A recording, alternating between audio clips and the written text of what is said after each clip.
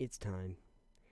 Um, but yeah. So at any rate, I did actually do some climbing of mountains Oh while I boy. was there. So fun times. Um, not recommended if you don't like to climb mountains. If you do, though, please go ahead and climb all the mountains. Anyway, um, I should ask though, Alex, while we're here and we're live now. Hello, everybody.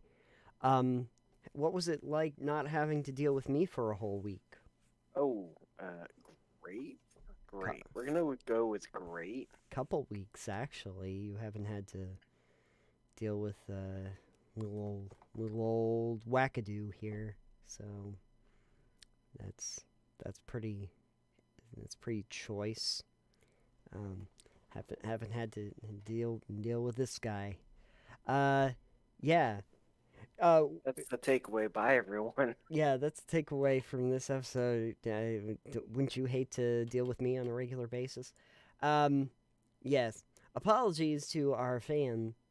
Uh, our Okay, our sorry. our, Tell him in person right our, now. our one fan for having a couple weeks where there was no episodes.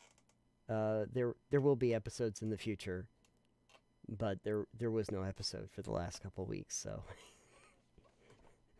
there's there there is a lack of episodes for a moment. um, so I take it as it's an opportunity for everybody to catch up if they have not uh, been up to date with our content. Great opportunity to be able to get right up to date um, before all the wackiness comes in. However, we should be recording a show this coming week, so next week, next week, it's back on. It's it's on like Donkey Kong. It won't be on Donkey Kong though, unless I don't know. Alex, do you have anything specific that you wanted to chat about when it came to Donkey Kong that we should do on the show? No, Okay. Donkey Kong's not very interesting. I mean, as a character or as a game? Mm, Specifically, the character. Yeah. Yeah, I have not seen the Mario movie, but I did get the impression that Seth Rogen voicing him did not make him more interesting. I didn't know Donkey Kong was in the Mario movie. Donkey Kong, by the way, is in the Mario movie. Great. Better reasons to not watch the Mario movie. Jack Black is King Koopa, though. So, you Like know. normally or just in the movie? Well, maybe he is in other capacities, but in the movie, Wait, is it King Koopa or is it Bowser? I think it's Bowser in the movie. I think I've it's always just Bowser. gone with a yes. Yes. Um, Chris Pratt is Mario, though. So Yes. I think the best casting choice though, Charlie Day is Luigi, and that makes all the sense in the world. I have not seen the movie. I don't really know if it works. It seemed like a great idea at the time. Um, okay. I have shared some pictures in chat, Alex, in case you were wondering. Oh yeah, I saw you sharing geese and There are baby geese. baby geese. They're And they're the Canadian geese, so you know the meanest Canadians around. they are. Um, those geese are not to be trifled with, and they are very alert. they they keep a very close eye on what's going on. Um, the other pictures are from Monument Mountain when I got to the what's called the Devil's Pulpit. The Devil's Pulpit is this rock outcropping from the first photo, but if you just kind of like let your eye lazily gaze over and down, you'll notice those sheer rock faces that are a one way drop to the bottom. Fun for the whole family. It could be a two-way drop to the bottom. You can go head first or feet first. You could do one of those two things, but the end result is going to be the same. There are no guardrails on this mountain or anything like that, so you just need to know where you're stepping, because otherwise I feel it's like gonna end most badly. I feel like most mountains don't have guardrails. Yeah, I mean, I guess I was just kind of thinking that in those areas that are specifically like marked as locations or on like the general path where there's just like an open spot with no trees that is just a sheer cliff that goes down. Um, Especially for like scenic outlets, it might have made sense for them to just like put something there just to make sure people don't like just kind of go, "Ooh, look, I'm gonna step this close," and then they step over the edge and they die. They are no longer alive when Well, they do that. that happens. It does. It does. I mean, once they step off, they've got a few seconds. They got a few To seconds. rethink their life choices. How did we get here? And then Well, by stepping off a cliff. the entirety of Once in a Lifetime plays in their head right before the end. Right before they hit the bottom. Just have talking heads going on in your head the entire time. Anywho, what else? What else? All right, we're gonna get into actual stuff in a little bit, but I wanted to actually take the time to talk before we get into any kind of gaming. So I should ask, what is going on with everyone today, this month? What is up? Oh, a whole lot of not a lot. Not a lot. Not a lot. Not a lot. Oh, okay. Not a list. No. Okay. That's fine. You can not do anything. That's fine. I generally do. Yeah, and it's working out great for you. It's so great. Yeah, cool. Datum, anything worth discussing? A month of being sick and finally being over it, so I'll take it. Hey, Huzzah! congrats. That is better than being sick for sure. Oh yeah. My kid turned 2. Oh, very good. Congratulations. Happy second. Yes, congratulations to the child returning to. The other They've kid's made turning it. 4 in a couple weeks, so Ooh, that's also a number. Very My good. son is turning 13 in a couple of weeks. Oh, I'm not sure if I should be saying congratulations or condolences. We're not sure yet. We'll figure it out. yeah, yeah. You're gonna get into the teen years now. Uh-oh. Yeah. I remember being 13. It's a sucky time. For everyone. For everyone involved. So, good luck with that. Yeah. You know. Yeah. What were you like at 13? I don't remember now. I don't remember anything past last week. Yeah. So I don't ask me. I knew there was like a time period where you were kind of a little shit. I can't remember how long. I think it was like 15 years or something like that. I can't remember exactly the time frame, but it was somewhere in there. I can't remember exactly like from when to when, but Till yesterday till today. okay, that's right. I'm sorry. I'm sorry. It continued on for quite a while. That's good to know. It's just from birth to now. From birth to now. Yeah, exactly. Zero to hero. 0 to 0 to 0, and then 0 again. Because I just like the number 0. That's true. I like to I like to think that you went from like 0 to hero, but then right back to 0 because you're like, I don't need this crap in my life. Yeah, that sounds about right. Yeah. Um. So, my thing. Well, I mean, I already explained that I came back just yesterday. Actually, I got back from my time in the Berkshires. I thought you were Very. gonna say your time in Porsche. No, that was a couple years ago. Oh, That was exactly the same thought I had. Yes. right. My time in Porsche, which, come to think of it, be a great thing to play at some point. Again, oh no, they had the new one, My Time at Sandrock, didn't they? Same team. No idea. Team 17, I think, did that. Or that's the publishing house. Anyway, no, I like My Time at Porsche. It's a good game. But no, my time in the cultural hub of Massachusetts, as they're fond of saying, the Berkshires, where I saw some museums, and yep, that that was kind of the whole event.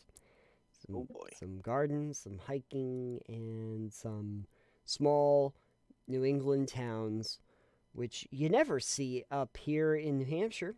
So, Yeah, it's not like they're all small New England towns. no, we don't see those up here. So, what are you gonna do? I bought some new plants for my garden while I was down there, though. I got some new peppers. I got a really hot pepper. So, Ghost pepper? it's not a ghost pepper, but they are Scotch bonnets. No idea. Yeah, Scotch bonnets are pretty hot. Scotch bonnets, they say Scotch bonnets they're 40 times hotter than a jalapeno. They're about 350,000 Scoville units. Oh, that's a measurement that means nothing. Fine, a ghost pepper is about 1,000,000. So, Yeah, that's why it means like nothing. oh, okay.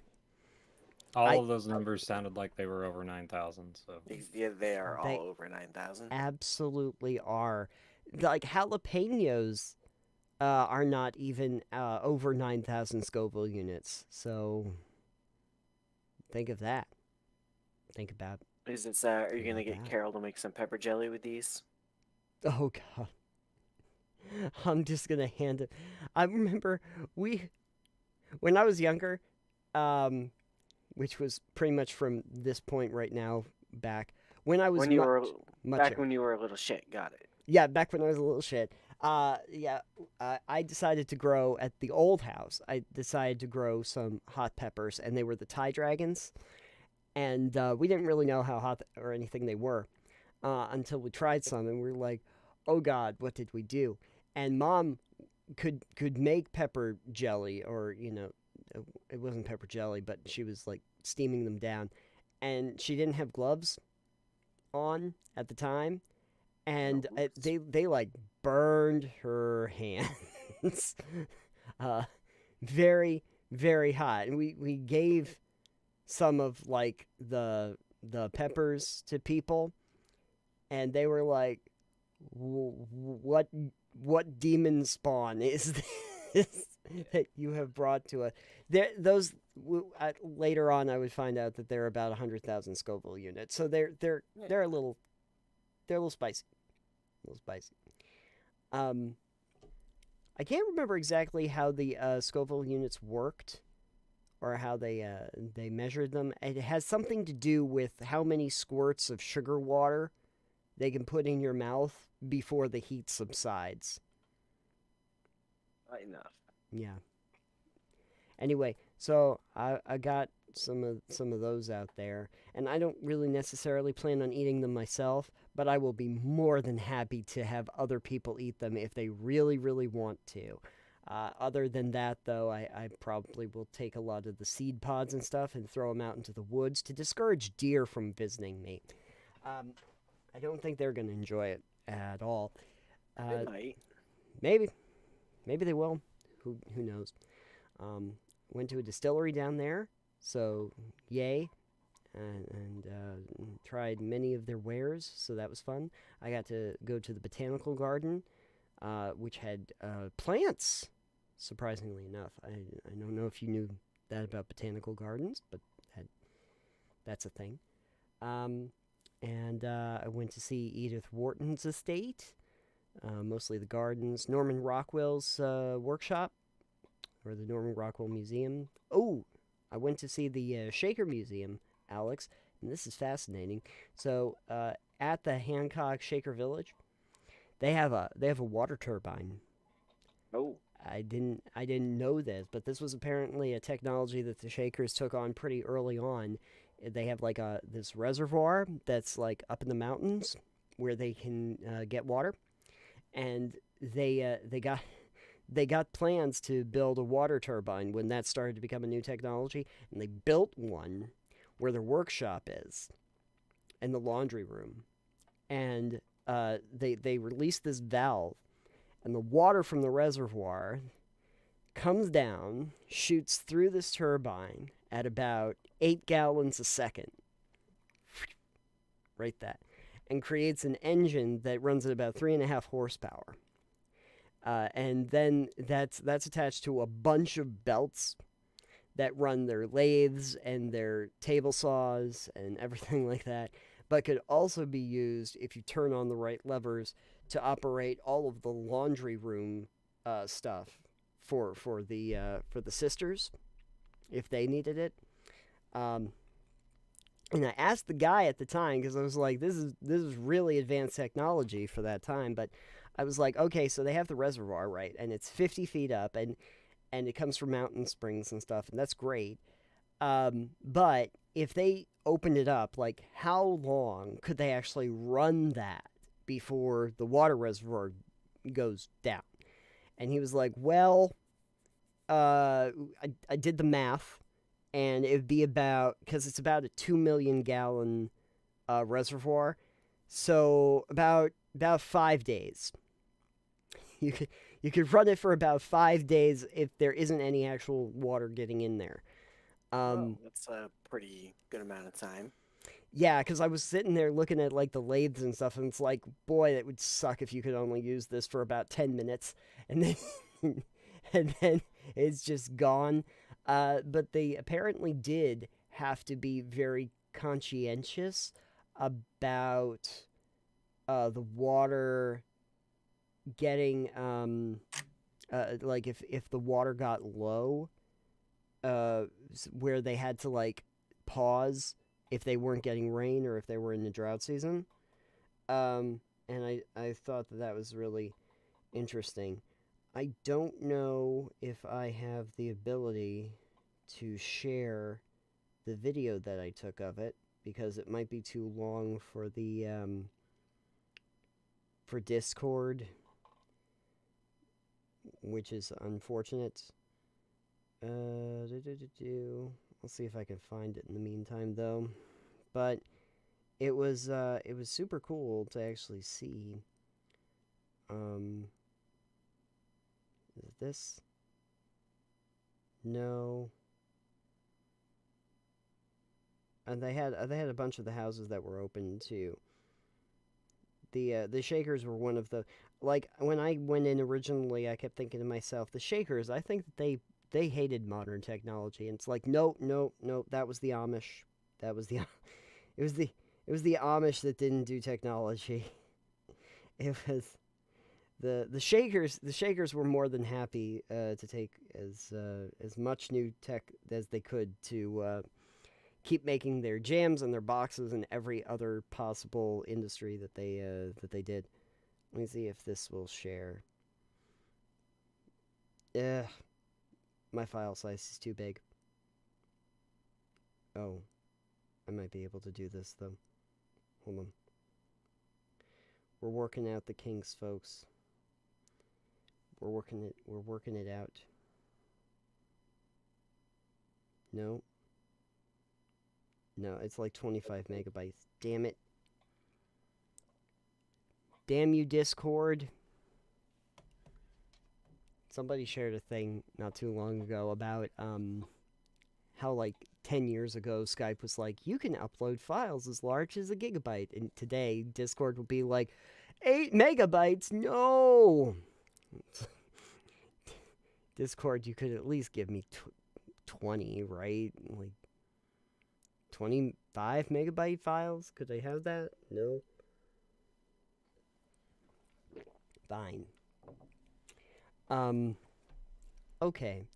The other thing, which has something to do with what we were actually going to do tonight, is that my birthday is coming up very shortly. I will not be 2 or 4. I will be older than that. There is a 4 in that number, but there is not a 2. So, you do the math. I forgot. You're on Flag Day, I bet. I am It's Flag Day. on literal Flag Day. I know that because it's my wife's birthday. Oh, yeah. Very good. A good day to be born. Because it has flags. I think actually Flag Day is a great day because people will remember it if you tell them that because it's on the calendars already. But it's not like this huge holiday that overshadows you having a birthday. Most people only like know the flag that about Flag Day because I keep telling them that my birthday is on Flag Day. So then they're like, "All right, it's on the calendar already." It That's makes how I learned my wife's birthday. yeah, it makes it so much more convenient. They need more holidays that are just kind of like we don't celebrate them or anything, but you can just put on the calendar so people can go, "Oh yeah, it's the day after, Unicorn Appreciation Day or whatever." It's like, "Oh, it's on the calendar. Perfect." Excellent. But anyway, what I was going to do, what I told people I was going to do on the post, hello to everybody who's watching right now, is because it is my birthday, something I'm going to be doing on Titanium Mine, which I might have talked about on the show before. Well, probably not. Probably not. I think I did at one point, but that I'm putting together my favorite games list. There'll be 20 games on it, and I'm hoping to put something together that's going to be out relatively soon this month. So I was going to actually play one of the games that's on that list. One that I'm getting the very discerning impression, having talked to some people, that a lot of people didn't play. Which was weird to me, because it was a really good one. So I was going to play the starting point of Bioshock. Yeah, that game. I don't know Like why. the remastered version, or Yeah, the remastered one. Gotcha. I have not played Bioshock. Same. See, this is the thing. It's like it's one of the most famous games that ever existed, and it has some really. I don't think that's true at all. Thank you. Yes, it is. You don't think Bioshock is one of the most famous games that ever? No, I think there are plenty of games more famous than Bioshock. That's why I said one of the most. So, like, top 10. Yeah, 100. the top 100. No, I would say that in most lists, if we were talking about maybe the most influential games or the most well-known ones, it's probably near the top 10. Top 10? Really? Yeah. Of all video games ever? Of all video games ever in a million years. I mean, considering you're the only one here who's ever played it, I don't think that's true. That's like 1 out of 4 people. That's I did play Infinite. You did play Infinite? Okay. Yes. All right. Maybe it's the top 10 most underrated game. I don't know if you would really consider it underrated though. I mean, at the time it was lauded for what it did. Think about it this way, though, right? Huh? Sorry?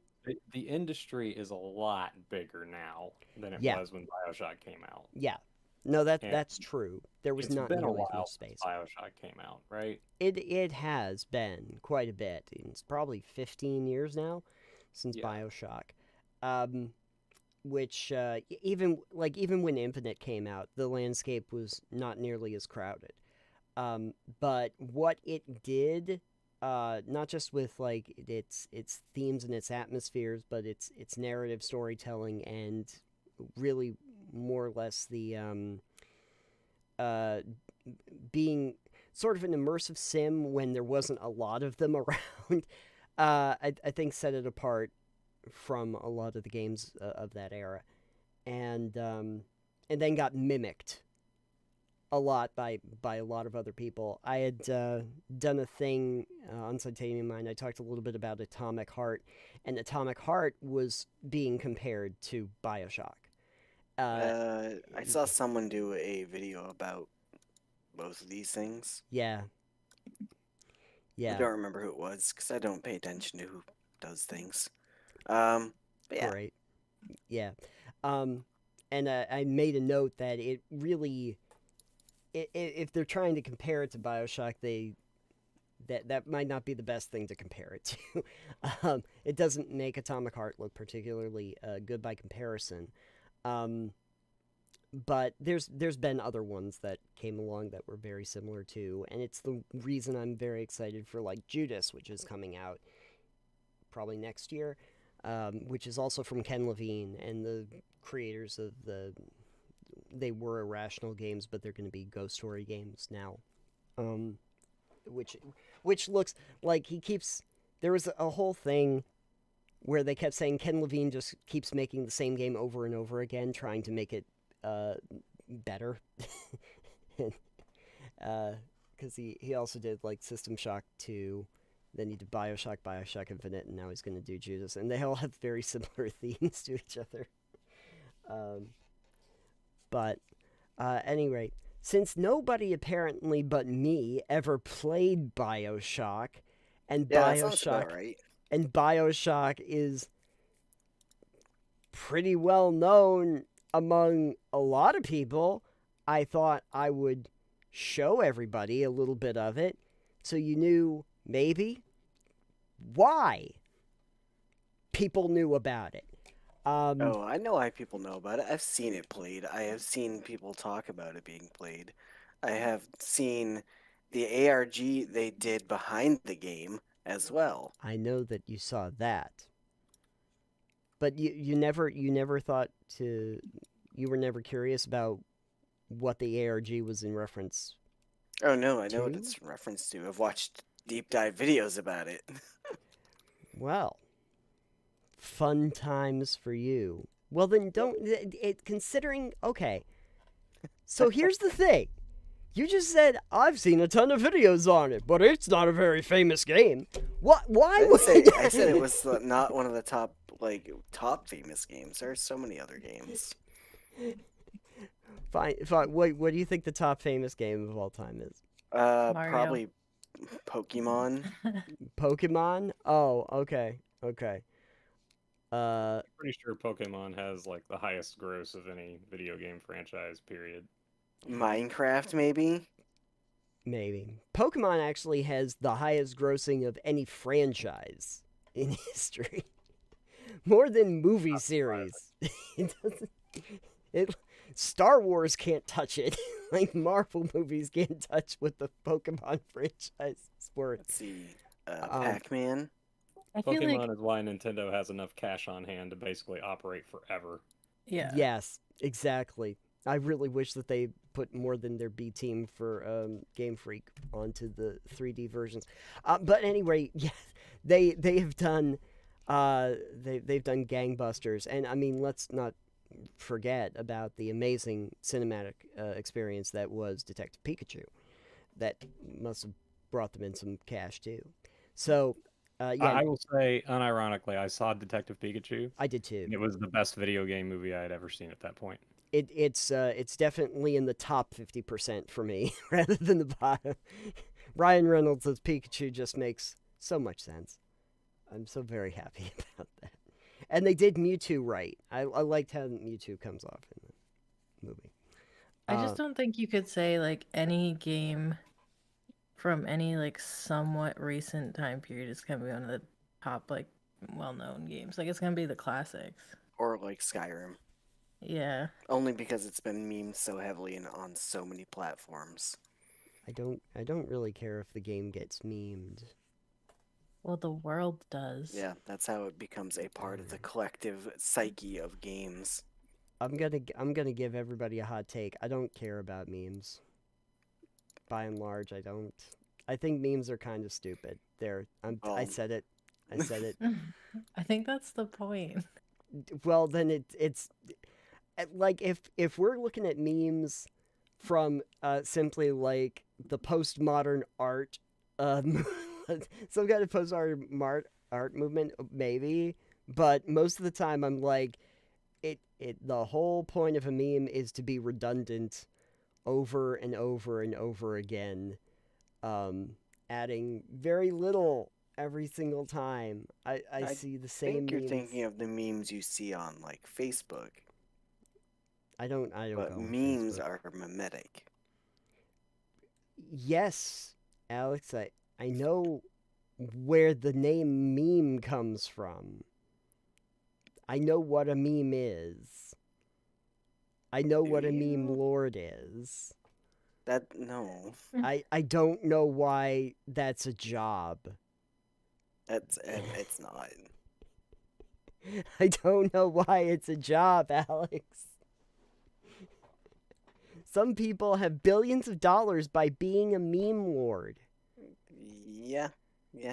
Well, That's they it. contribute to society, Nathan. Exactly. I Give sit us there. all a little fun. A very little amount of fun. A very small amount of fun has been had. Anyway. About as much fun as Bioshock. Okay, for that. No. Instead, I'll play the greatest video game of all time, Untitled Goose Game. There, you happy about it? Yeah. I thought you were gonna say Minecraft. No, I'm not You gonna play did put Bind. geese in the chat. I did put the geese. That should be an indicator. No, we're. Nathan, have you ever played Minecraft? I've many times. Not happily though. No? No. I don't like Minecraft. That's my other hot take. I don't actually care about Minecraft. The only times I end up playing Minecraft is when the little cousins come over, or the little nieces, they want to play Minecraft with me. Immediately There it's goes like, all our credibility as gamers. yeah. Well, I'm sorry. I'm sorry. I literally I have like two nieces, and they're fairly young, and they're like, "Can we play Minecraft?" And it's like, "Oh god." Let me tell you some other games that they like: Among Us and Roblox. You know So, what? Those you know what? are some of the actual like top grossing games of all time. Yeah. Yeah, it doesn't make them good. It doesn't make them good. Roblox has some interesting business practices associated with it. We talked about that on a show and then Yeah, did a that's right. follow You did, didn't you? It's that's not exploitative at all. No, not at all. And the cults. Remember the cults, Alex? They're the whole Who Roblox. could forget? Yeah, who could forget? Oh, effing chat. Anyway, I didn't say, like, the thing is, if we were going with highest grossing games or most memed games, then yeah, I guess my list of 20 favorites probably doesn't top them. But in terms of the reaction from the community, from gamers, from outlets and everything, and what it did that was influential, I'd say Bioshock is up there. I mean, Minecraft, and again, what did that do for the survival crafting genre? Yeah. Everything. Okay, Alex, what I'm trying to get at is, if I say I like ice cream, that doesn't mean I hate frozen yogurt. Okay, I think it might. It's just That sounds like a hot take you would have. yeah, yeah. Okay, you like memes. Okay, so you've seen that meme then, I'm sure.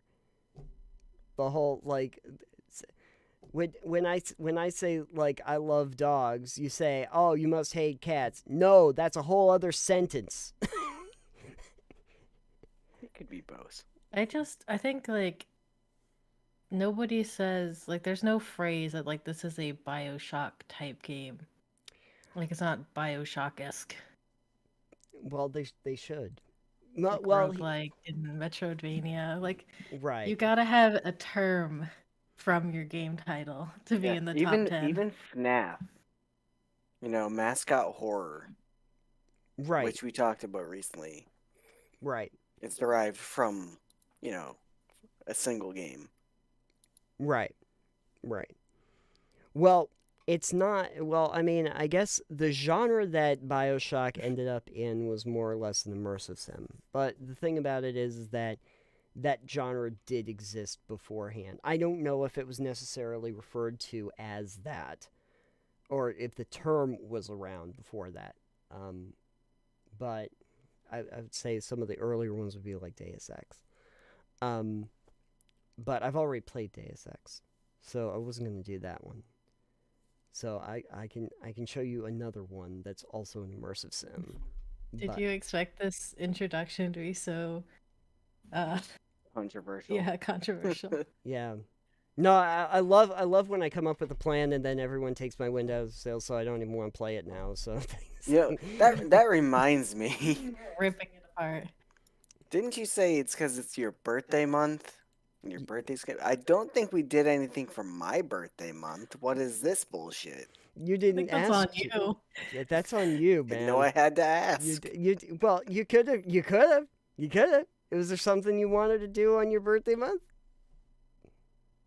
No, usually we end up doing Christmas bullshit for my birthday month, Nathan. Yeah, exactly. Well, I tell you what. I'm pronouncing it here so that everyone knows that I'm on record. If you want to pick something to play in December for your birthday month, you just let me know. We can do whatever you want. Like I tell you even better. You can choose everything that we do for the show, and all the titles and everything. So that involves through the December. 2-month, 2-week Two- vacation. Yes, exactly. Exactly. You get like a whole month where you can make you can tell me what all the content is, and we'll make it. Whole month. You get a whole month. Man, I could do that anyways. I just don't. Well, then what the fuck are we complaining about?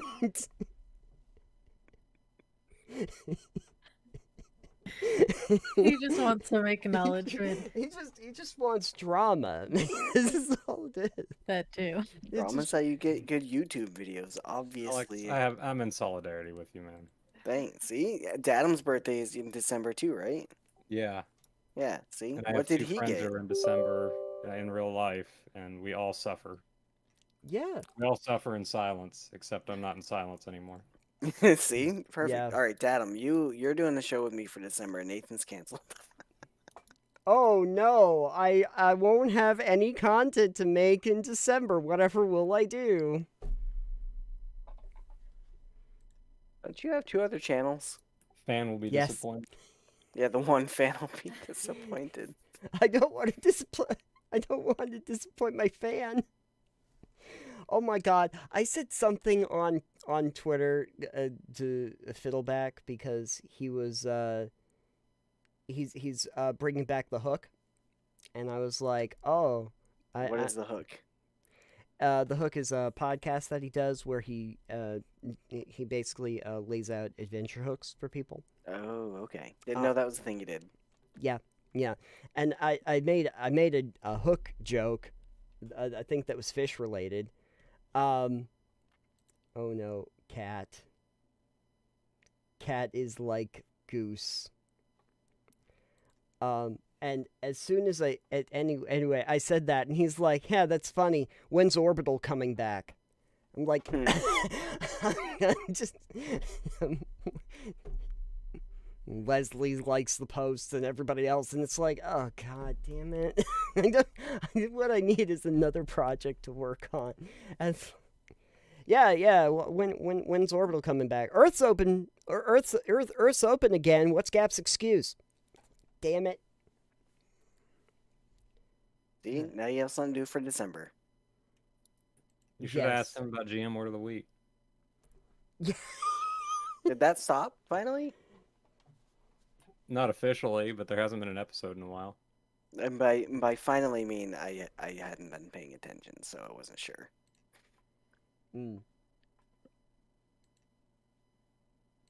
Well, Nathan's on Twitter right now. This is coming from. Yeah, exactly. I'm on Twitter right now. I haven't used Twitter in so long. Exactly. I don't think I'm missing anything. You no, you're missing so much. It's there's tweeting happening. Ooh, boy, I'm missing all that fantastic tweeting. Oh yeah, it's lots of tweets. So when's the next Orbital coming out? In your nightmares. It's coming out in 2030. Coming out in 2050. I haven't worked that out. I haven't worked that out. It's the thing is Orbital. I think what's hard is that Orbital does take like a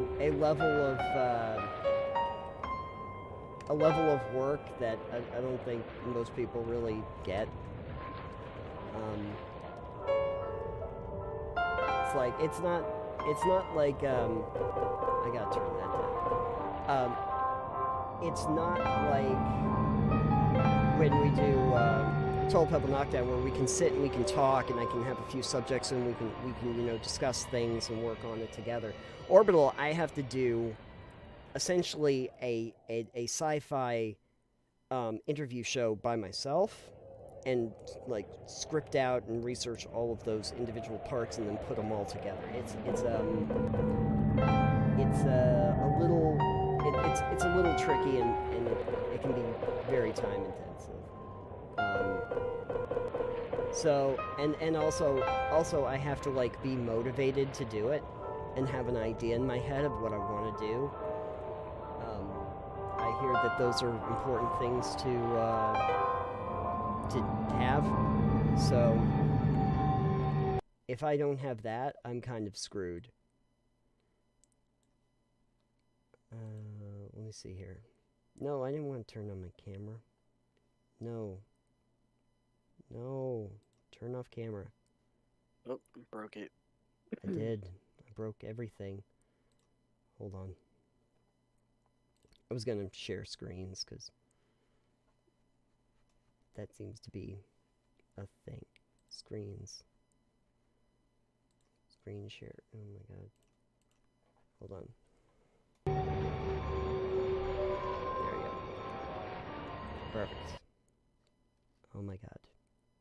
Is this gonna be like this today? You breaking stuff already? I'm breaking everything. Come on. Come on.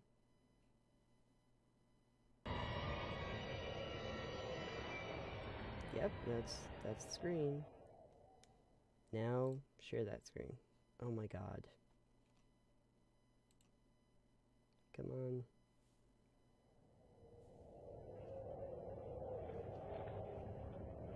Is this not going to cooperate?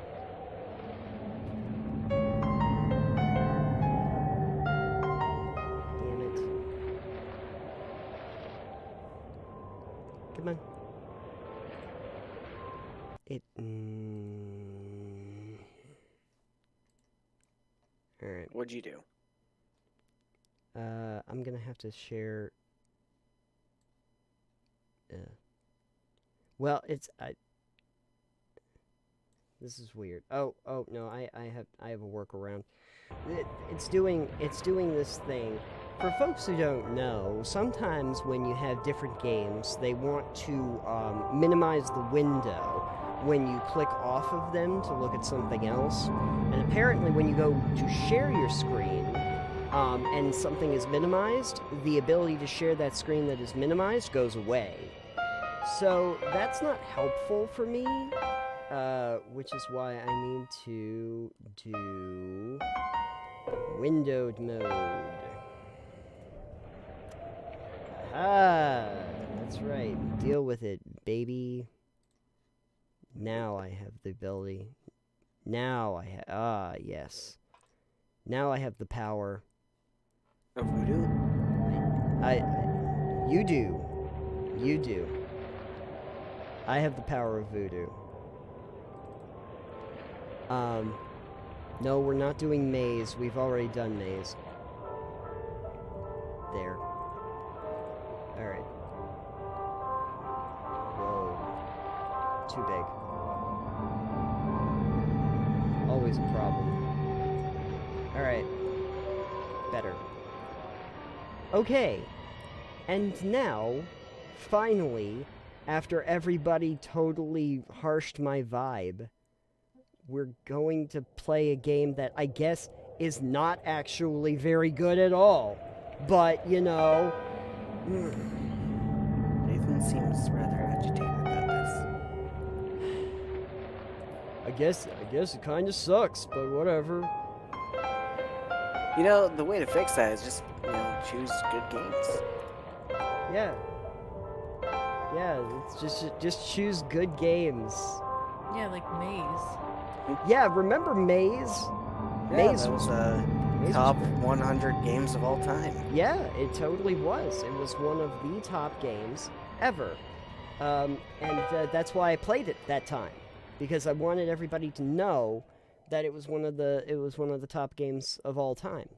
It was probably like the top game against about corn ever. It was definitely in the top 5. Like, I think we have to acknowledge that there were some other games that were about corn that need to also get special attention.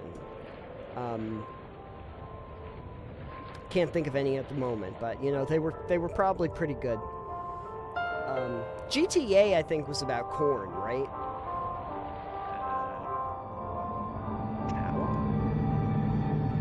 Pretty sure it was about corn.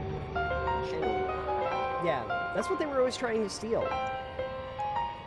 They were always trying to steal corn. Corn industry, big corn. Yeah, it's always from big corn.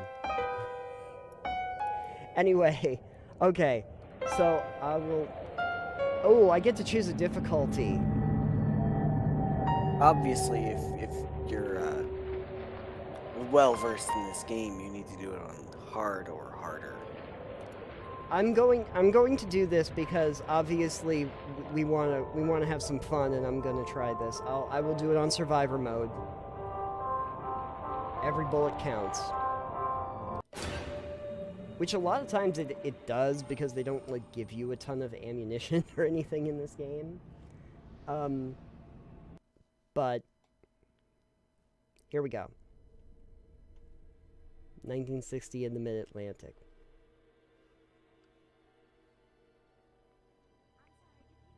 They told me, son, you're special. You were born to do great things. Oh, You know what? smoking on an airplane, that's illegal. They were right. It was 1960. It's still illegal.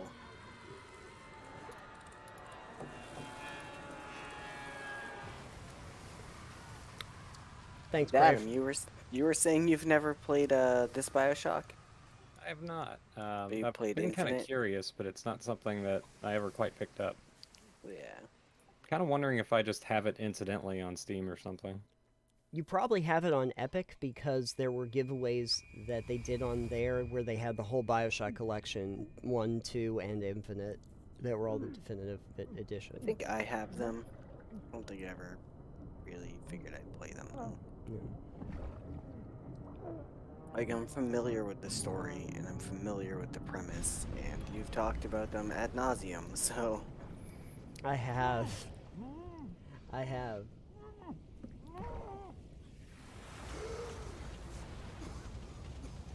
Oh, okay, now I have control.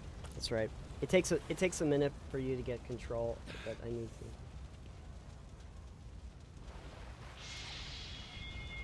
to. Uh-oh. And we are directed, because I don't want to go toward the flame, toward this. That would be your lighthouse. Yeah, actually, Bioshock Infinite is supposed to take place well before this. But also takes place in, like, an alternate, reality. Or across many. Across many, yeah. Since you played, you know that there's, like, a multiverse. But the actual time frame, I think, in Infinite was in the 20s.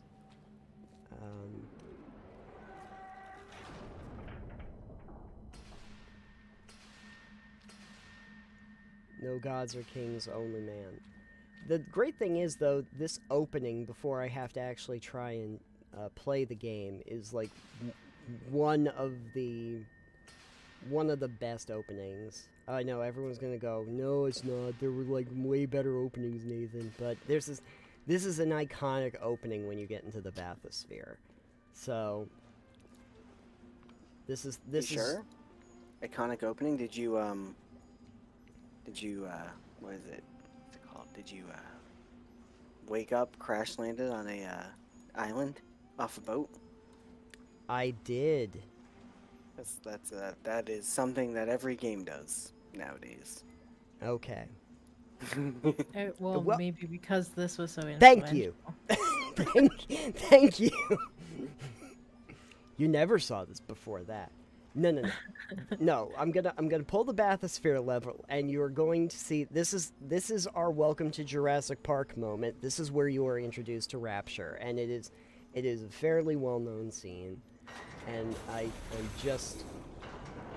I'm happy I can be here to actually show you. This is almost done in reverse in Infinite.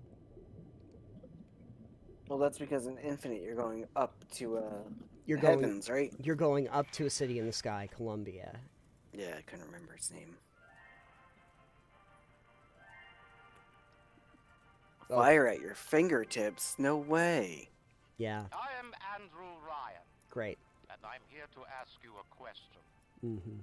Is a man not entitled to the sweat of his brow? No, says No, the he's man not. in Washington, it belongs to the poor. No, says the man in the Vatican, it belongs to God. No, says the man in Moscow, it belongs to everyone. The man who arranges rejected blocks. those answers. Instead, Andrew I Ryan is chose the man who something arranges the blocks. different. I chose the impossible. Only if you will. I chose. Sorry, if you would. Whatever he fucking says. A city where the artist would not fear the censor, where the scientist would not be bound by petty morality, where the great would not be constrained by the small. Uh-huh. And with the sweat of your brow, Rapture can become your city as well. And it worked out great. Nothing went wrong. It was the radiation. It was the radiation. Yeah. Surprisingly, Radiation. surprisingly few themes of radiation in this game. There should be more. There probably should have been, but they did a series about that too. And it was not this. I think this came out before Fallout 3, didn't it? I have to check the dates. I don't remember now. I think I'll it check. did. Thank you. 3? Infinite came out afterward, but I thought these were both around like 08. And Yeah, 3 is what I'm thinking about. I see a lot of Fallout influence here, but I'm wondering if the 3D games, how they influenced each other specifically. Yeah. You know, the translation to 3D is very different. It's true. This this in terms of its world structure and everything is very different than how like the open world Fallout games go, because it's not that. But oh yeah, he's in trouble. Yep, he's screwed. That didn't work out well. I do kind of love that the game, before you even get out of the damn bathysphere, introduces you to introduces you to an existential threat in front of you. You're in danger. Yeah. Hey, by the way, here's this amazing world under the sea that I created. Oh, by the way, before you even get out of the sphere, yeah, everything went to shit. Just was. Of course it did. Why would everything not? It would be pretty boring if this game was like, yeah, everything went fine. I mean, that'd be pretty fun too. Uh-oh.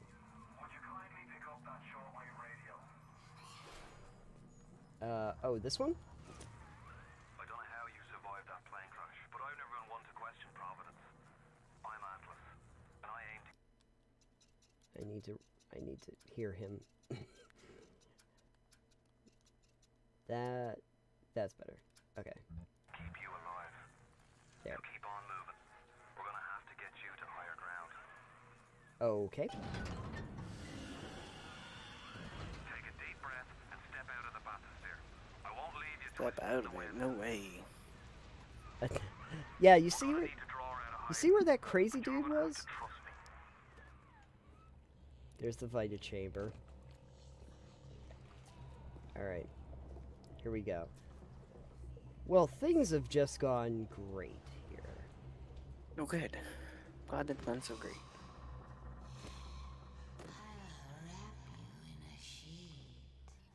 Okay. Sounds lovely. Just a bit border. Uh-oh. How do you like that, mister? Yay! I've got a little robot friend. It's, Now, would you kindly Codsworth. find a crowbar or something? I wish it was Codsworth. Splicer, seal Johnny in before they... Ooh, is that my wrench? Splicers. This is the wrench-only run, right? This is the wrench-only run. Well, considering the level that I'm at, I probably will pretty much be over it. They probably won't give me much of anything else. Alright, so let's see. Can I crouch in here? No. Okay. Smash the debris. Oh, I can... Oh, perfect. Great. Here we go. Uh-oh.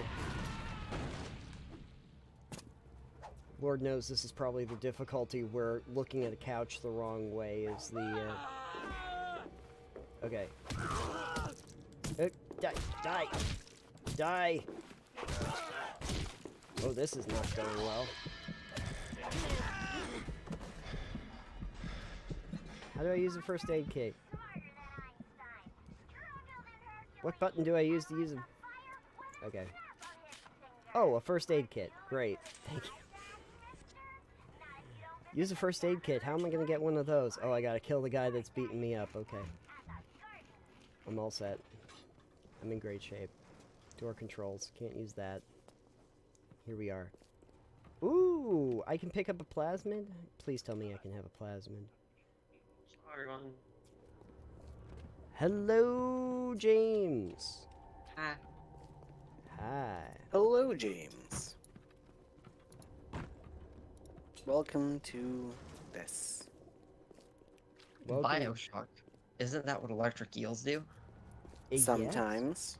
You might see some electric eels in this. I can't remember, to be quite frank with you. So you're being completely misleading. Yeah. Hey, James, did you know that Bioshock is one of the best games of all time? Fuck you.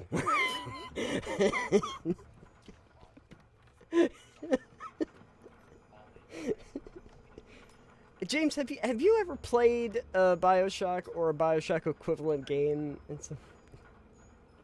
Not really up my alley. I've you know, I'm familiar with them, but I've never played them. Oh, okay. All right. This is great. Hey, Nathan, what year did Bioshock come out? Or, I guess, Datum, since you just looked up the years It already. was 2007, Hey, Oh, okay. and Fallout 3 was 2008, so they Yeah. were close enough together to where they're probably just both influenced by the same thing, right? And probably earlier Fallout games. yeah. So 2007 was the best year in gaming history. It was the best year, the greatest year. To be fair, this was likely more inspired by Ken Levine's game that he made before this, which was System Shock 2, and it was probably that was actually a really old game. But I have a feeling that they also got inspired a lot by Deus Ex, which would have come out in 2000, because that was also essentially an immersive sim. That had similar themes and similar game structure. Yeah, there we go. Hey, look! The electric eel! Just randomly jabbing yourself and filling your veins with things. So not only is there not like Bioshock-esque games, but this isn't even the first Shock game of its type. By the person who made it, no. This is by the same person. This, yeah. This little fish looks like he just had his cherry popped. Feel like we've been lied to this whole time. You've been lied to this entire time. I gave you the impression that there were no other Shock games. Yellow always have been. Disappointed. No better off with Metal Daddy, little fish. See you floating. Oh, okay. Bye. They seem lovely. Oh no. Oh, okay, okay.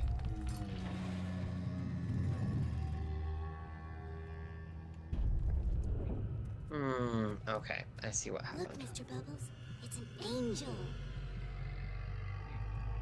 I can see light coming from his belly. Wait a minute. He's still breathing. It's alright. I know he'll be an angel soon.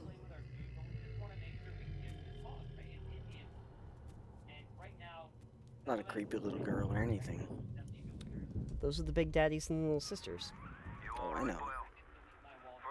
They're not creepy little girls or anything. Yeah, I love fistfuls of lightning. It's so much better than a fistful of dollars. There was nothing up here I needed, right? Yeah, no. Okay. Now, I don't know on this difficulty level how many, like, health kits and stuff I get, but I do know that I might need to be a little bit conscientious with how many times I use... Oh, wow. Yeah, that really zapped my energy, pretty bad there. Okay. I won't be able to do that for a little while. Oh, okay. So what is James up to today? Arting. We're trying to. Arting? Learning a new workflow for art software. It's not going super great. Oh. Not as nice. What kind of... I'm getting there. Oh. What kind of workflow are we talking about here? Gradient map / transparency layer, grayscale painting for Krita. Oh, okay.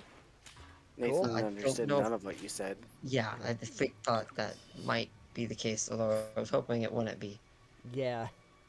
Basically, it's taking line art, putting a grayscale over it to give it shadows. Oh, okay. Alright. And then a gradient map basically is on a scale of black to white, what color goes where. Oh, okay. Then using transparency layer, transparency filters or transparency masks to make that effect only apply to certain parts of the image.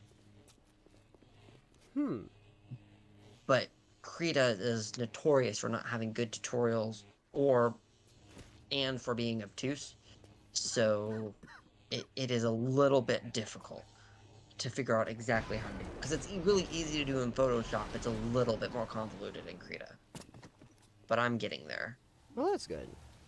But Krita is also free, and I'm not going to pay for Photoshop, so there you go. Yeah. Yeah, you don't want to pay for Photoshop because it only costs like $1 jillion. Exactly.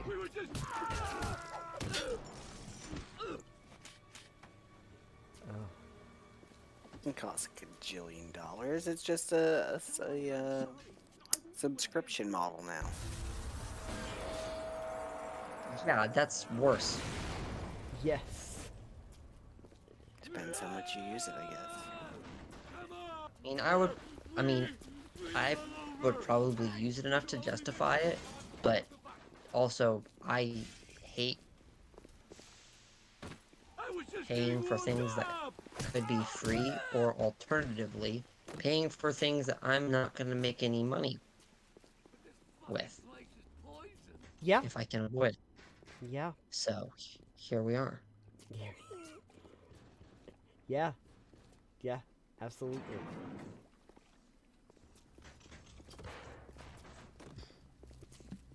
Nathan, this game had a dead cat, so it lost a couple points. Are we keeping a score? Yeah. Dead cat, 0 out of 10. No nos. No, you don't kill the cat. Doesn't matter. Not only can you not pet the animal, they killed the animal for you to not pet it. Yeah. It's great. I think what I'll do is, before I do my favorite games of all time, I'll just play every single one of them on air so that people can just shit all over them. It's gonna be excellent. It's gonna be I think it looks cool so far. Oh yeah, it's super cool. If nothing else, I mean, the aesthetic that they did for this game is amazing. Like, I love the design of Rapture and this idea of that once upon a time there was very lofty goals for this city, but now it is just collapsing in on itself, and the water is pouring in, and it is going to be reclaimed by the sea. It's around every corner. Why is it today and not then when you were warm and sweet? Murder. Yep. Time to die now, weirdo. Okay, there you go. Sorry.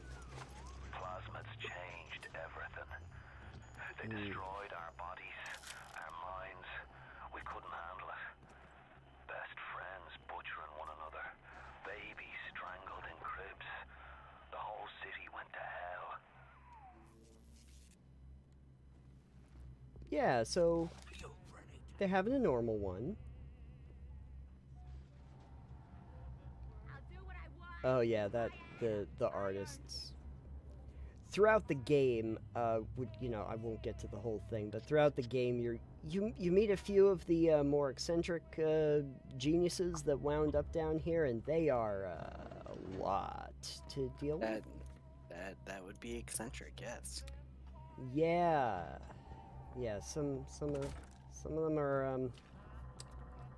are real interesting. Let's see here. I love that you gave me a little. Oh boy. Now, okay.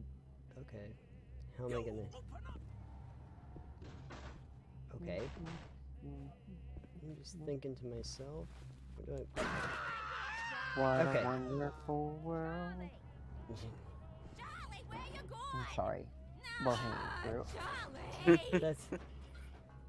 That's okay. You killed my Charlie! You killed my Charlie!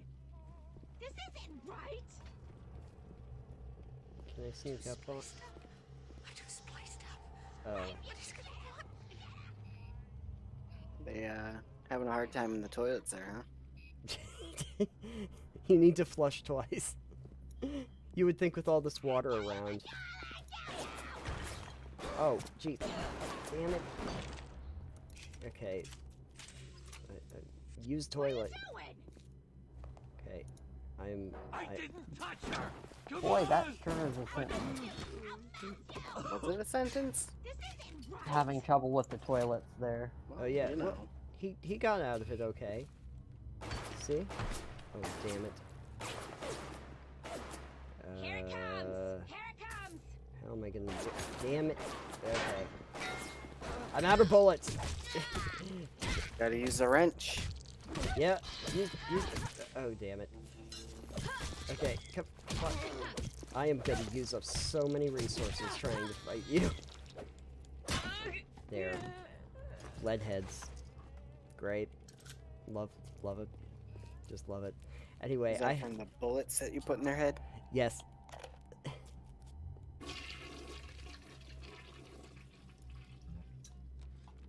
Hey, Brenda, you care to tell me why you've had a hole in the wall the size of Plymouth Rock coming out of your crapper going on 3 weeks now? Now, I ain't saying I'm Shakespeare. I'm trying to run a respectable theater. I got working folk coming in from Fort Neptune trying to catch a little diversion. And all I can think about is the stink coming out of your shitter. Get it fixed. Well then. That must have been the problem with the bathroom.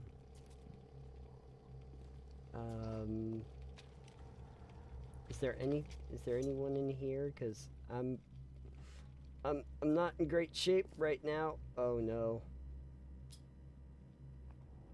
Wait, before I go there, I should probably go downstairs and see if there's literally anything I can get. Is there anyone down here? Knowing my luck.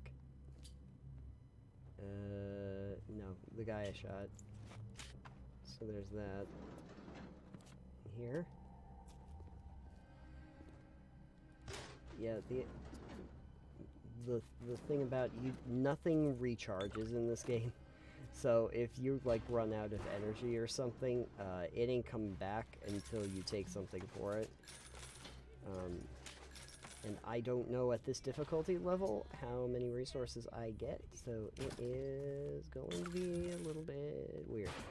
I'm not, oh no. I drank too much. If you spot a splicer in the water, hit him with the electrobolt.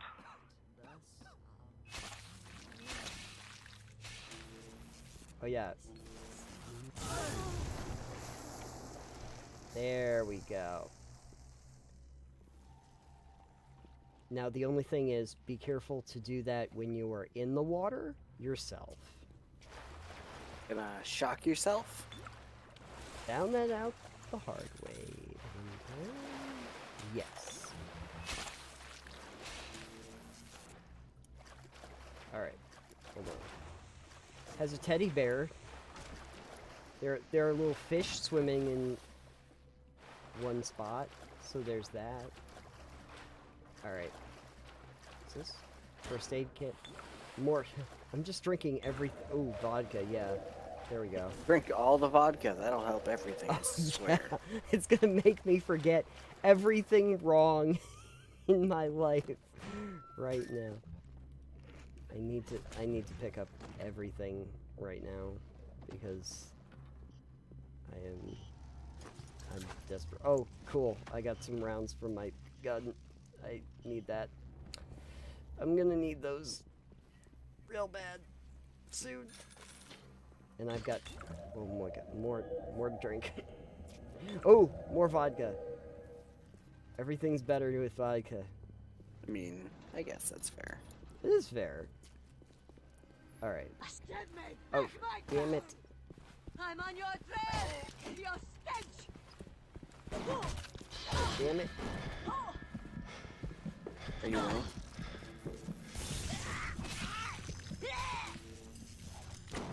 There. Okay. Almost died. And that would have been almost bad. This is where it came in. Okay. How many rounds? I have 5. Oh, good. Okay, I got 5 whole rounds. So that's I think I'm gonna run, but it's been fun. Good catching up with you all. Thanks for hanging out for a bit. Watching the greatest game of all time with us. I didn't say it was the greatest game of all time. Seems real good. It was. But apparently I was mistaken. I don't know. But That's a child down there. Don't be fooled. Talk to y'all soon. Have a good night. all right, Have a good night, Adam. Night, y'all. Somebody went and turned a sweet baby girl into a monster. Whatever you thought about right and wrong on the surface, well, that don't count for much down in Rapture. Those little sisters, they carry Adam, the genetic material that keeps the wheels of Rapture turning. Everybody wants it, everybody needs it. everybody needs Adam. Who's Adam? Adam is the stuff that makes your plasmids go do stuff. Here we go. See? Plasmids go burr. See, this one here wants the Adam that she has. And she's going... Oh. That was a bad idea, dude. Yeah, good luck with that. Yep, that's not going to work out very well for you.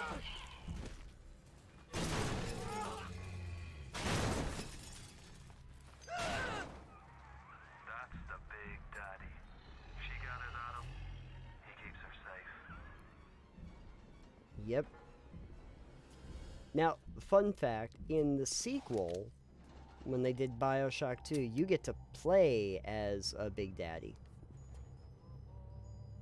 I didn't like that. I didn't like that? No, I did like that.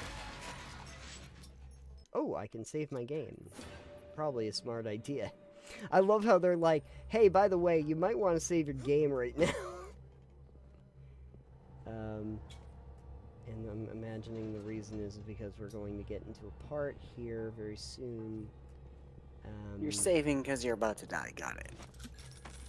Yeah, because when you have to start dealing with the the biggest of daddies. Oh, I've unlocked. Oh, very fun. We'll talk about that later. All right. When you have to actually deal with big daddies in this game, which I guess technically you don't have to, but kind of a big plot point.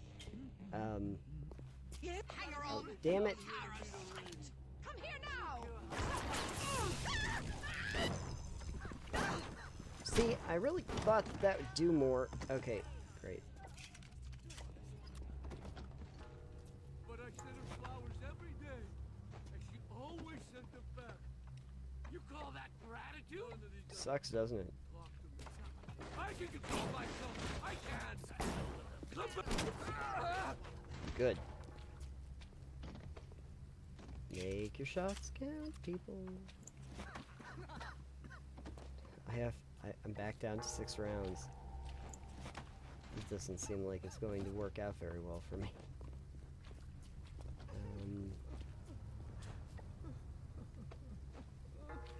Now, if you're smart, and I'm not, usually there's ways that you can exploit the landscape in order to best utilize this.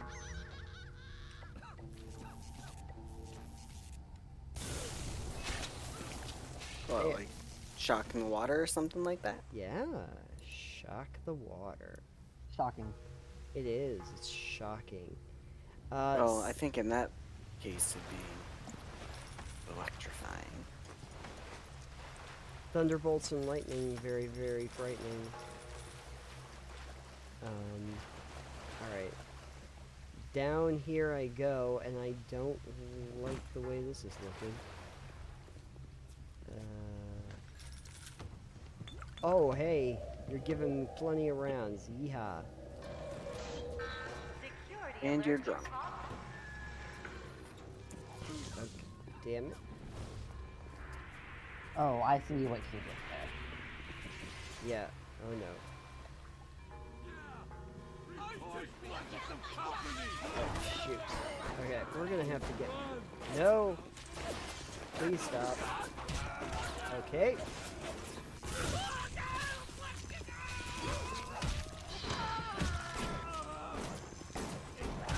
Oh my god. Okay. And this is kind of like where the plans goes out the window. Who? Charlie. Charlie sucks. Charlie is. Well, you must have been Charlie. Because you died. Leave me alone! Okay. Hi. Come here. Boy, they hit like a truck. Oh, they do. Yes, they, Okay. Okay. Just come here. Come here. Get in the water. Go in the water. I need... Yeah, go in the water. That's not the water. Okay, fine. Just die. That's one way to die. Okay, I'm in bad shape. Oh, okay. Oh no, not more of these idiots. Okay. Okay.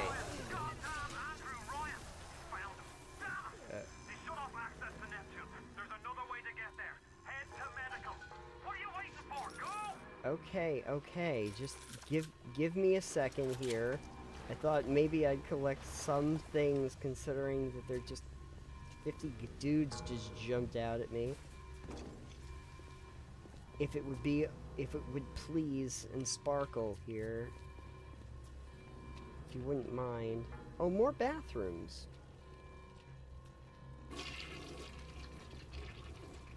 More bathrooms. Ooh, yes, I need that. I need whatever first aid kits you can offer. I need them badly. Okay, yep. Also, there's a flamethrower in there, so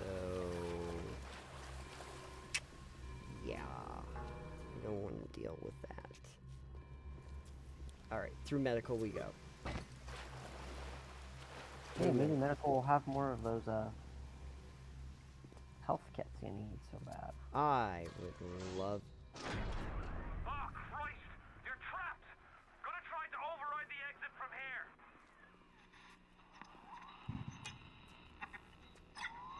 Why are they all British? Because it's 1960 and steampunk, but... Yeah. Here's the news. Rapture isn't some sunken ship for you to plunder. And Andrew Ryan isn't a giddy socialite who can be slapped around by government muscle. And with that, farewell, or thus Vavan. Oh, does he think I'm a spy? No. Are you not a spy? I could be a spy. You're probably a spy. Just licensed him. Okay. To the medical pavilion. Out of here. Aim for the head. Yeah, I'd love to. If they weren't, like, coming at me like a freight train, it would be a little bit simpler. But they have nothing better to do. Alright. Head?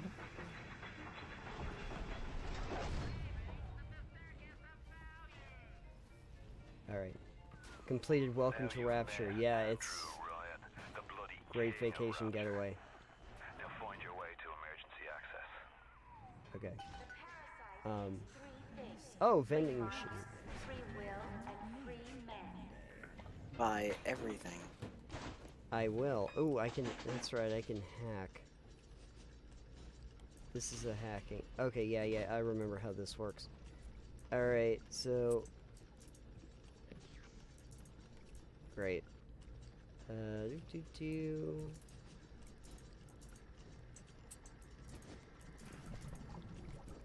no. So, I have a question for y'all. Something that I've been pondering about a bit.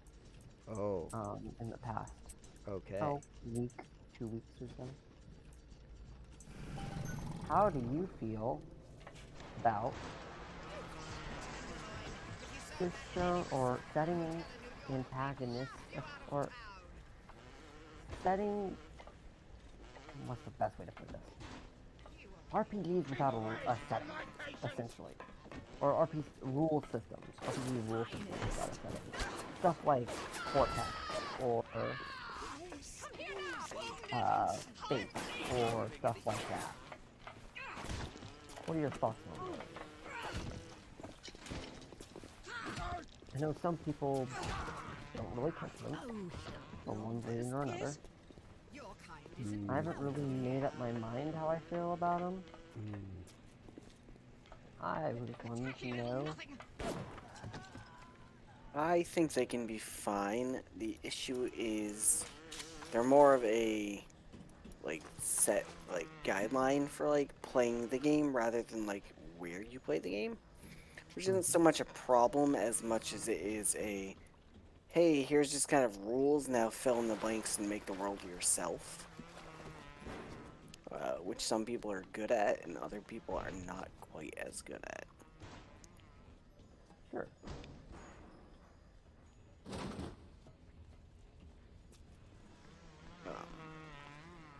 But I don't think there's any inherent issue with them, but I can see where some people might enjoy that because they can be like, oh, I've made this whole town setting, universe, whatever, for the game.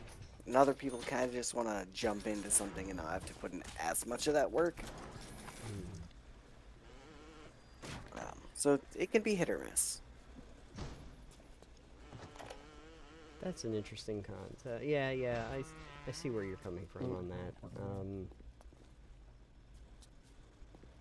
Yeah, I don't know. I don't really build game worlds very often, so I don't have a way of really referencing anything that I've done.